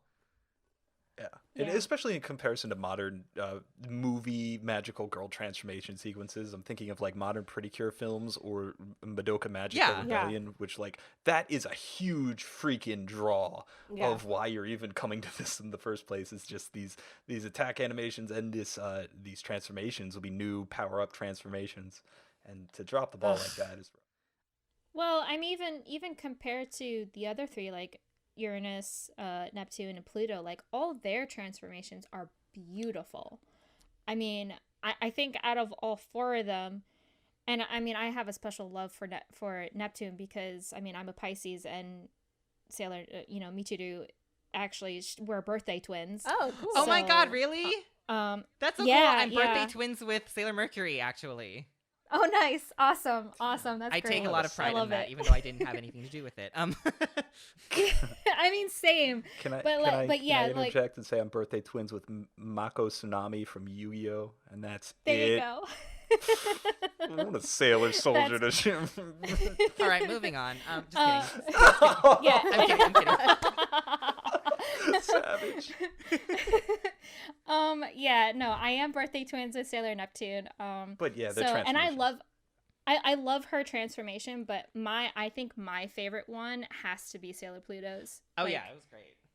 God, it's so good. I just love like how long her hair is, and just you seeing you're looking down at her as she transforms. Right, like, that's super different compared to all the I other completely ones that agree. we've Like seen. there's something special about like her looking up, because like she's going around she's making a circle like a clock, right? Like that's the whole Yeah. symbolism, which I think is yeah. cool.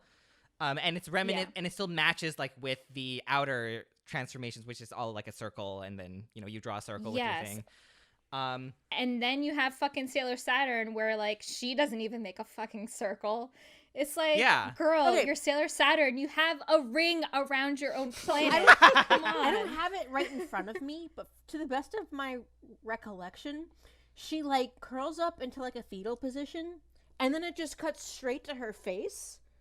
Yeah. And like she gets her tiara, Yeah. and then she gets her tiara, and then it zooms out, and she's just transformed, and that's yeah, it. like Yeah. There's the- no like like, it's effects not even around her- her. Here, it's here. I just YouTubed it's it. oddly I just not YouTubed even it. her planet insignia. Like it's just like an oval, like in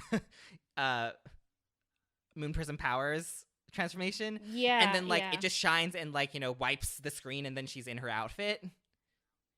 That's it. Yeah. She's just like, I'm watching it right now. all she does is she's sitting, like she says, you know, moon crystal, I mean, Saturn crystal flower, whatever you want to call it. And then she's in like this little fetal position, turns around, and then she like stands up, and then all of a sudden like she has her tiara on, and then boom, like she has her clothes on, and that's it. Like there's nothing around her.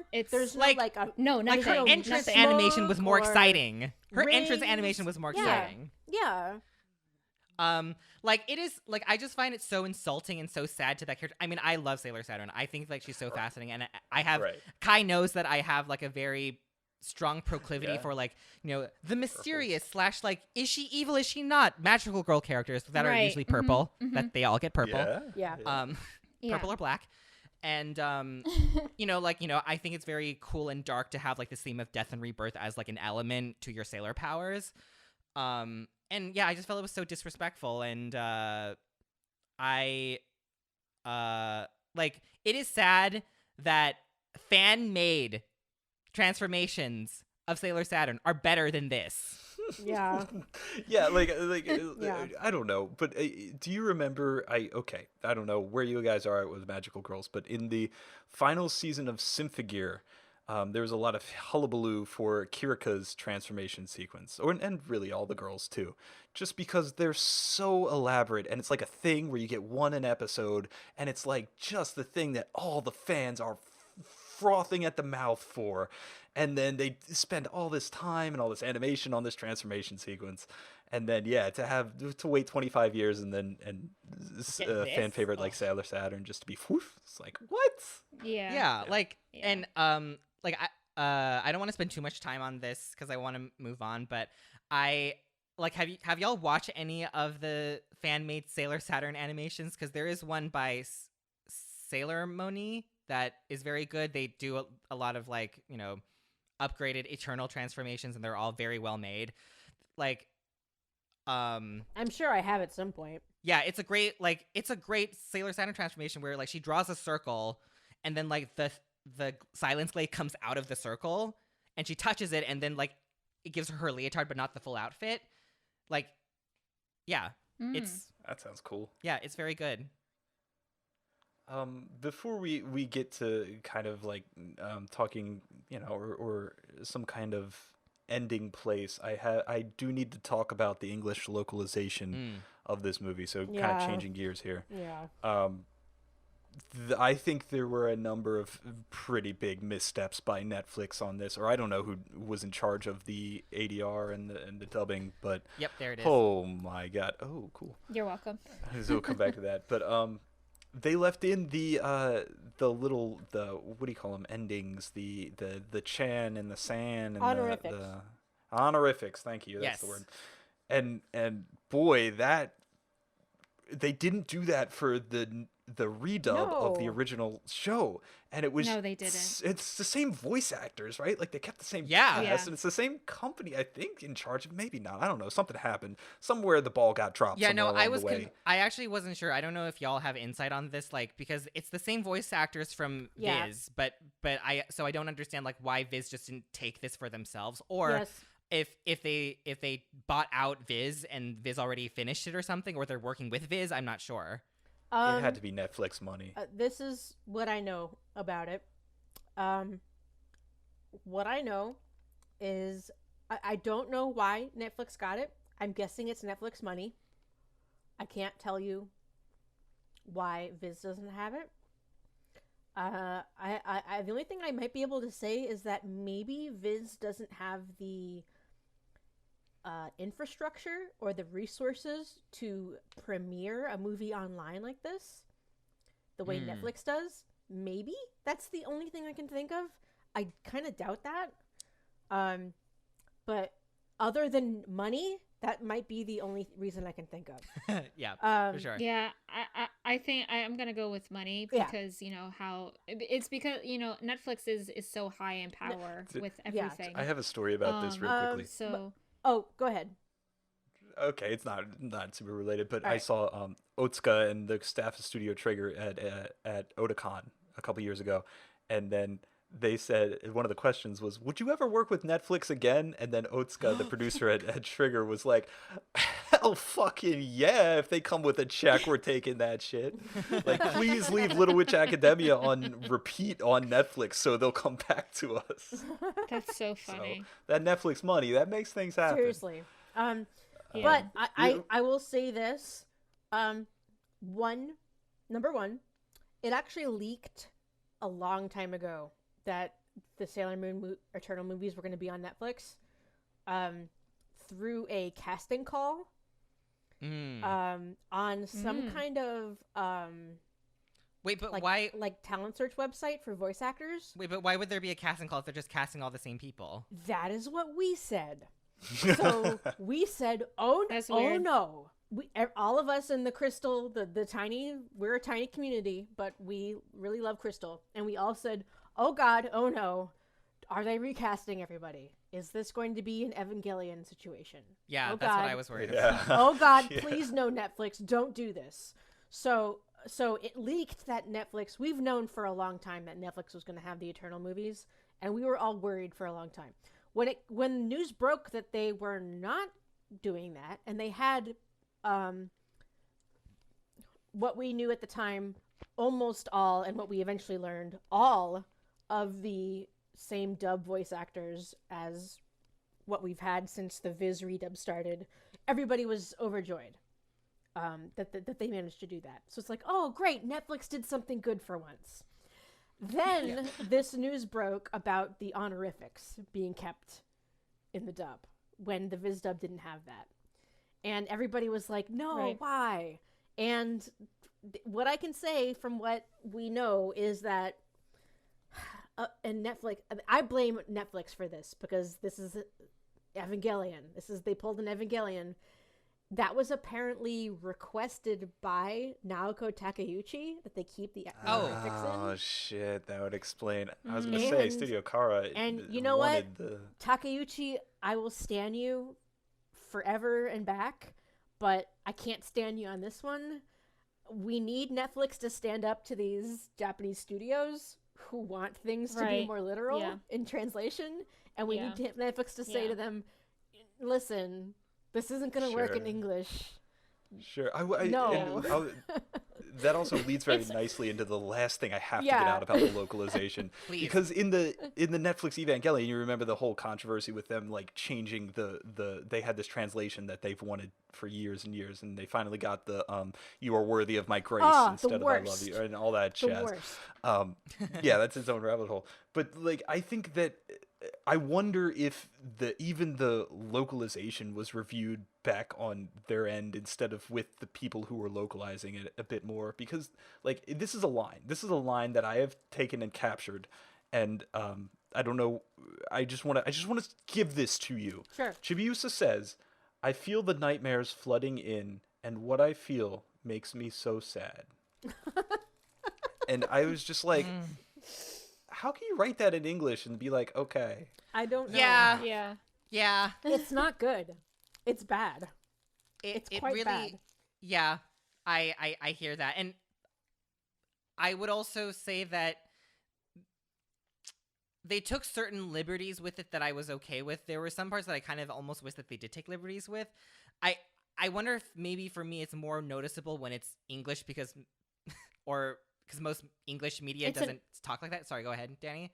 Yeah, well, it's an ear sore kind Yeah, of. 'cause, like- Yeah. because we're not used to, like, I'm not gonna fucking call Kai Chan, like, Yeah. Kai Oh, Kun, yeah, like, like, we just don't do that. That makes me here. feel so mad, Danny. Yeah, I'm so sorry.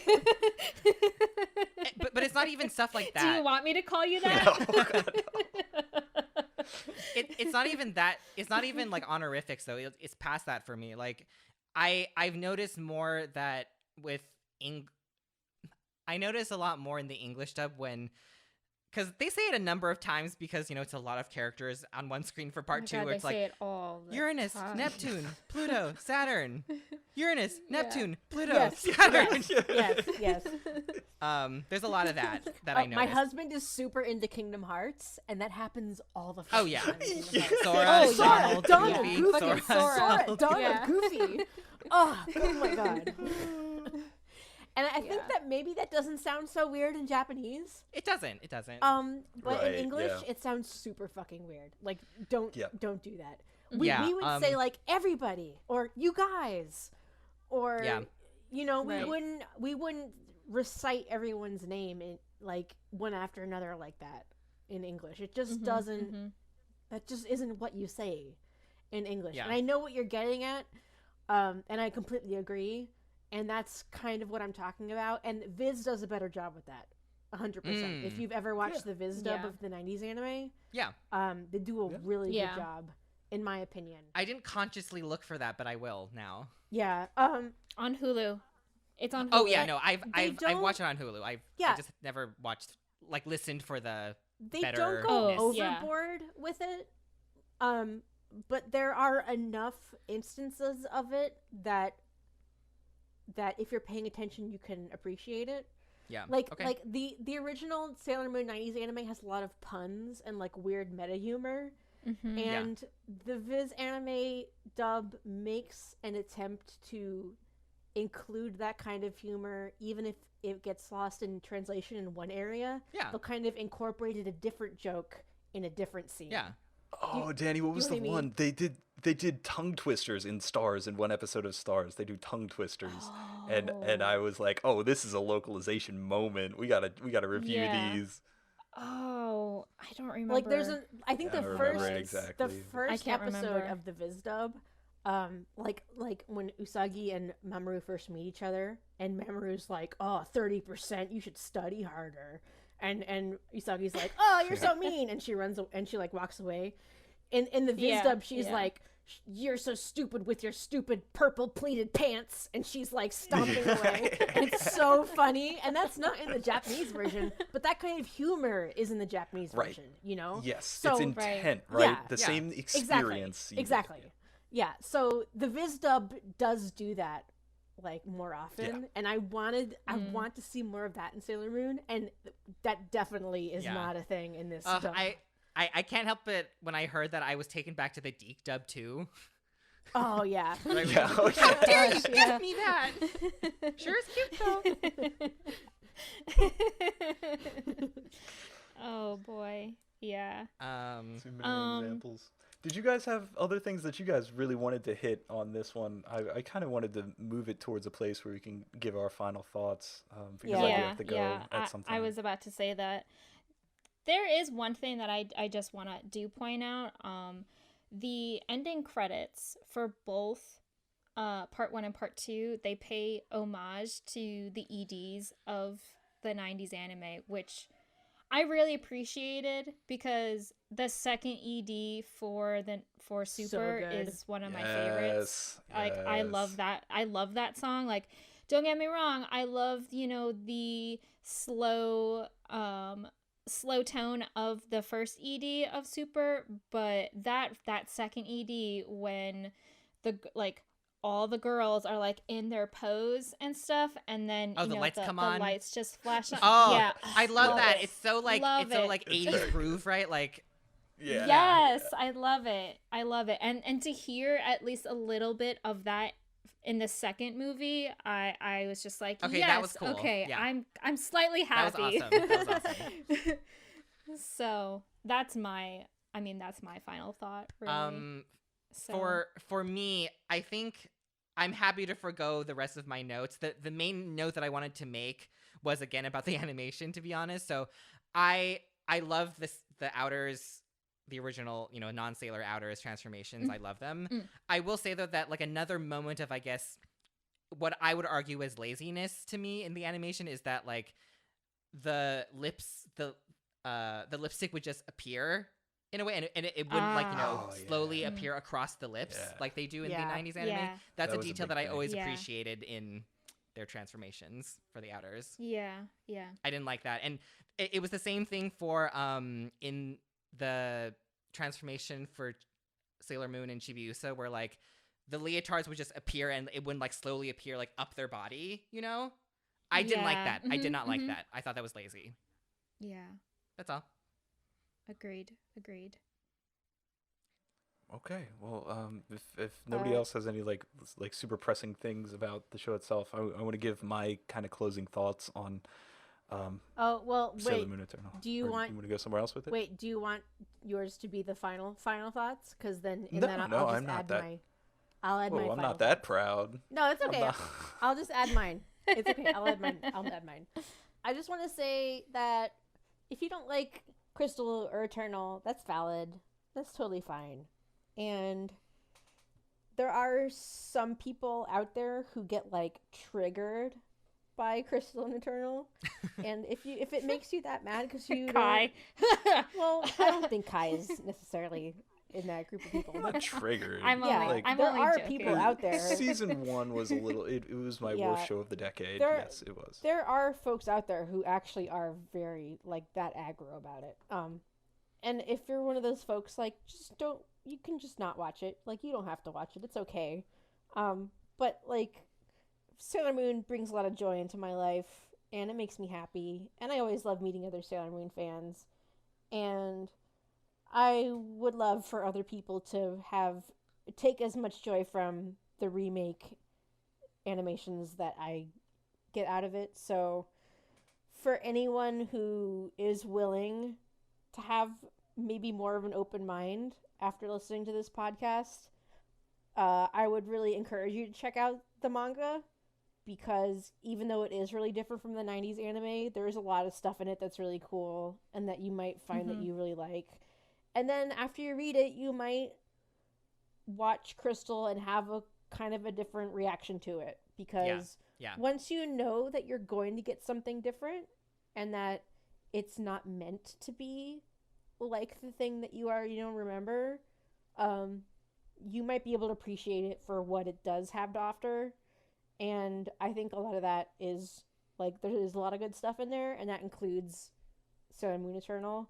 And then like you'll be primed and ready for when they do the Stars arc. And there's That's like true. everything I'm saying applies to Which Stars I arc. hope they and there's do. a lot of really cool Yeah. stuff in Stars arc. But it's kind of the same thing where if you go into the Stars arc movies or TV show or whatever they end up doing, and you're hoping to see the same thing that you already got in the 90s anime, you're gonna be disappointed.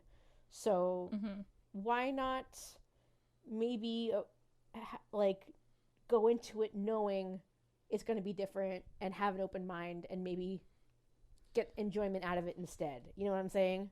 Agreed. So, yeah. So, I'm not saying you have to. If you really hate everything that you've seen so far, then it's probably not for you. But as somebody who loves everything Sailor Moon, and like there's good and bad things about every adaptation and version of the story, like there is good stuff in there to see. And yeah. even having said all that, like there are still problems with how Crystal, the recent adaptions, have done their thing. So even if you have problems with it, there's probably people who still agree with you, even people who like it. So Yeah. yeah. All right. Anyway, go ahead.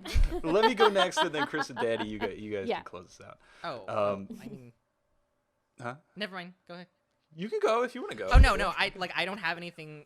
Well, I guess I do have more I can say. So yeah, please go. I was about to say, you got something in there, Chris.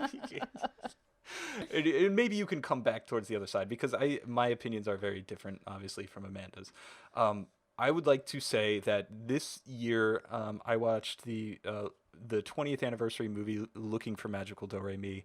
That was the show that was made, well, directly after Sailor Stars came Cutie Honey F and Fun Fun Pharmacy. But the next season, then they started Magical Do-Re-Mi. So it's another Toei show. A lot of the people that worked on the original anime went on to work on Magical Do-Re-Mi. And it was helmed, of course, by Junichi Sato.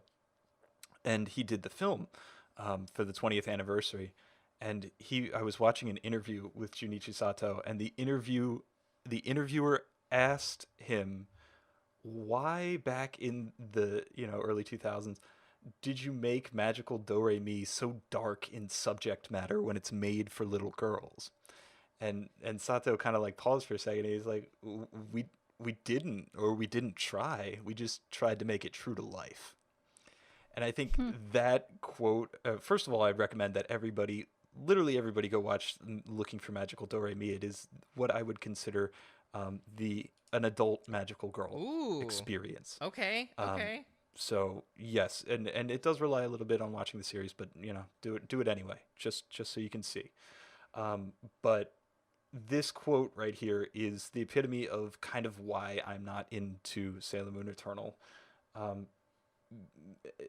Because it doesn't feel true to life to me, and it doesn't capture that kind of universal truth that I think the magical girl genre continuously provides to me. That said, I don't think it's terrible. I think there's tons of ways to read Sailor Moon Eternal and the remakes, the modern remakes of the manga, in ways that you can find something of value in. Mm-hmm. So, yeah, that I would say watch the original anime. That's where I'll leave that. So you guys can go now. Google, Chris, do you want to Google go? my guides, a filler reduced guide to Sailor Moon, which I have written. That cuts out all the bad episodes. Anyway, go ahead.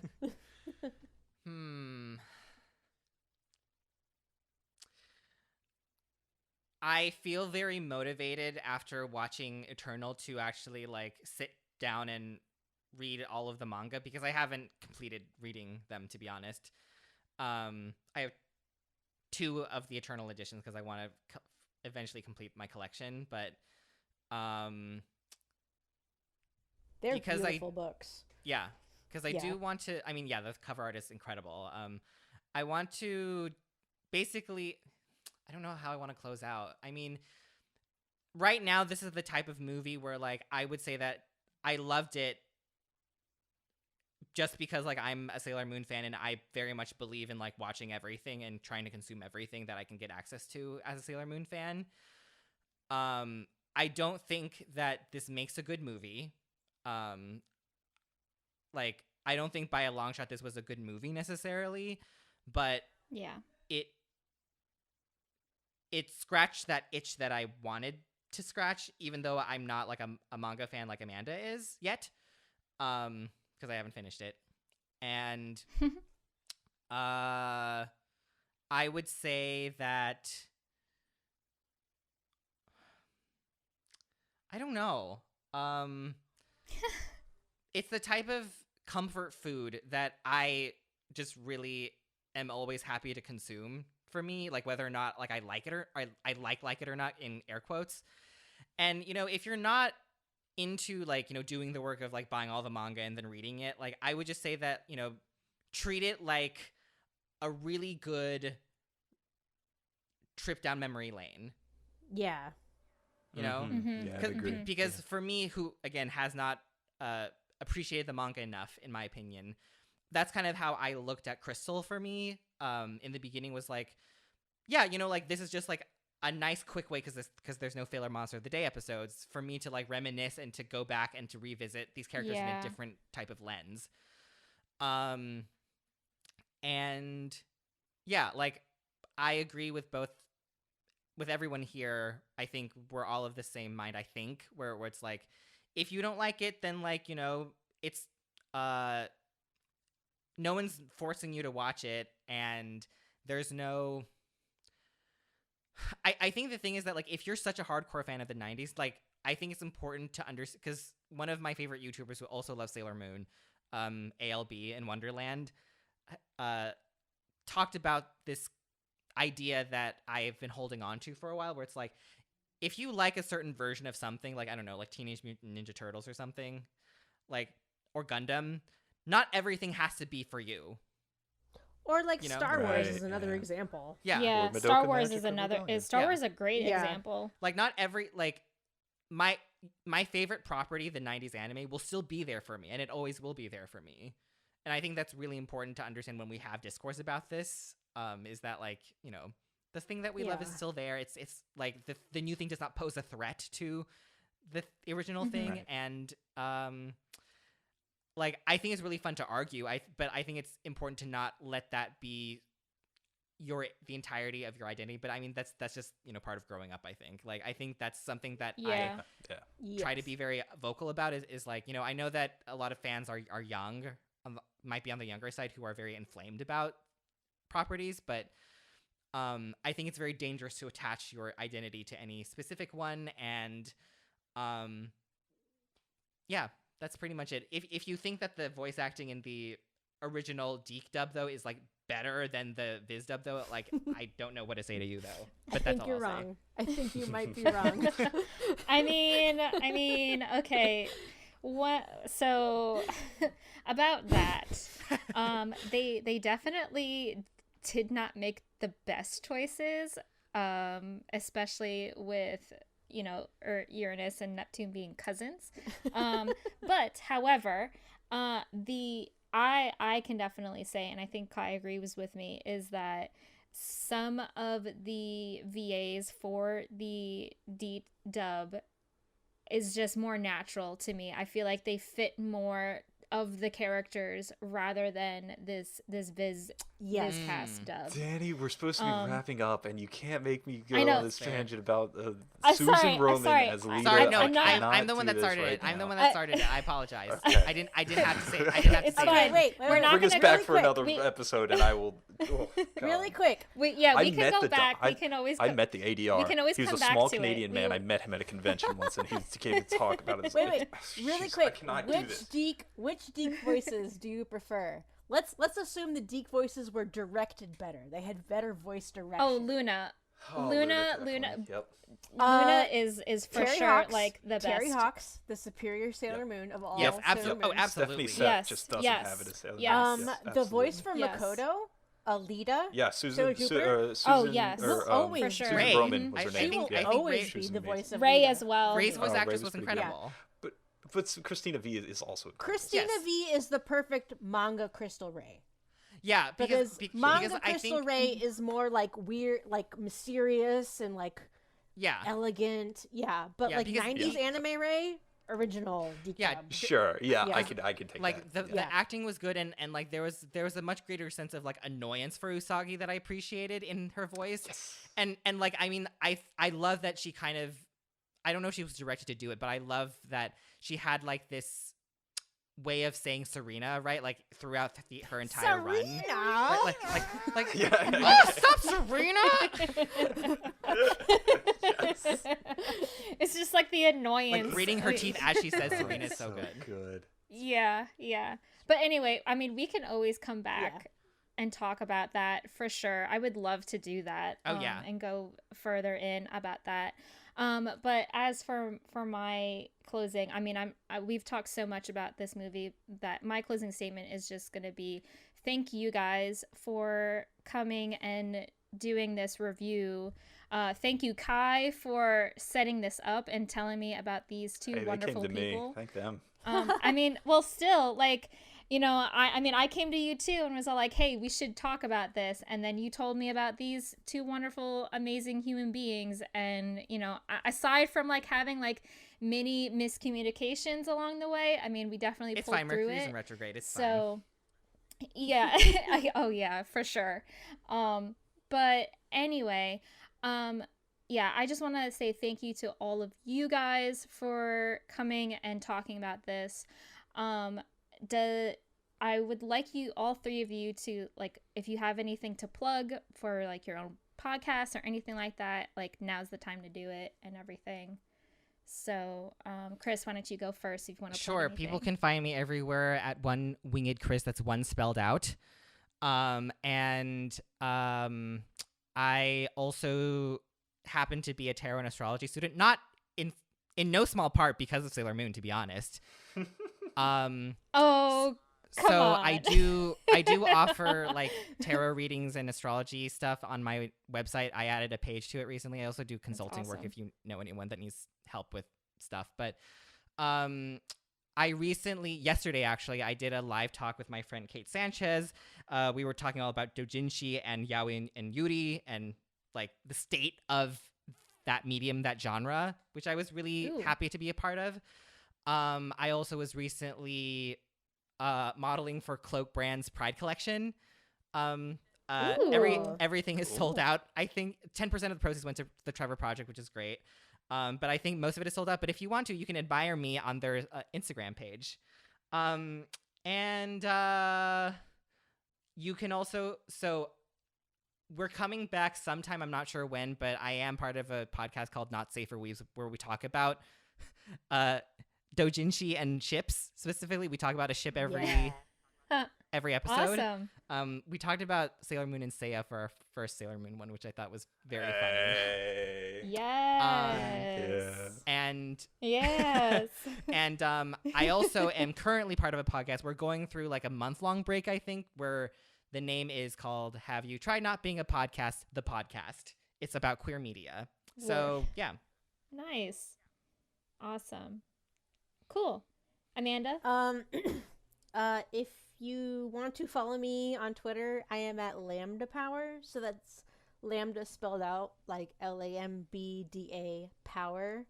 I am also a host of a podcast about Madoka Magica, which is Madoka Magicast.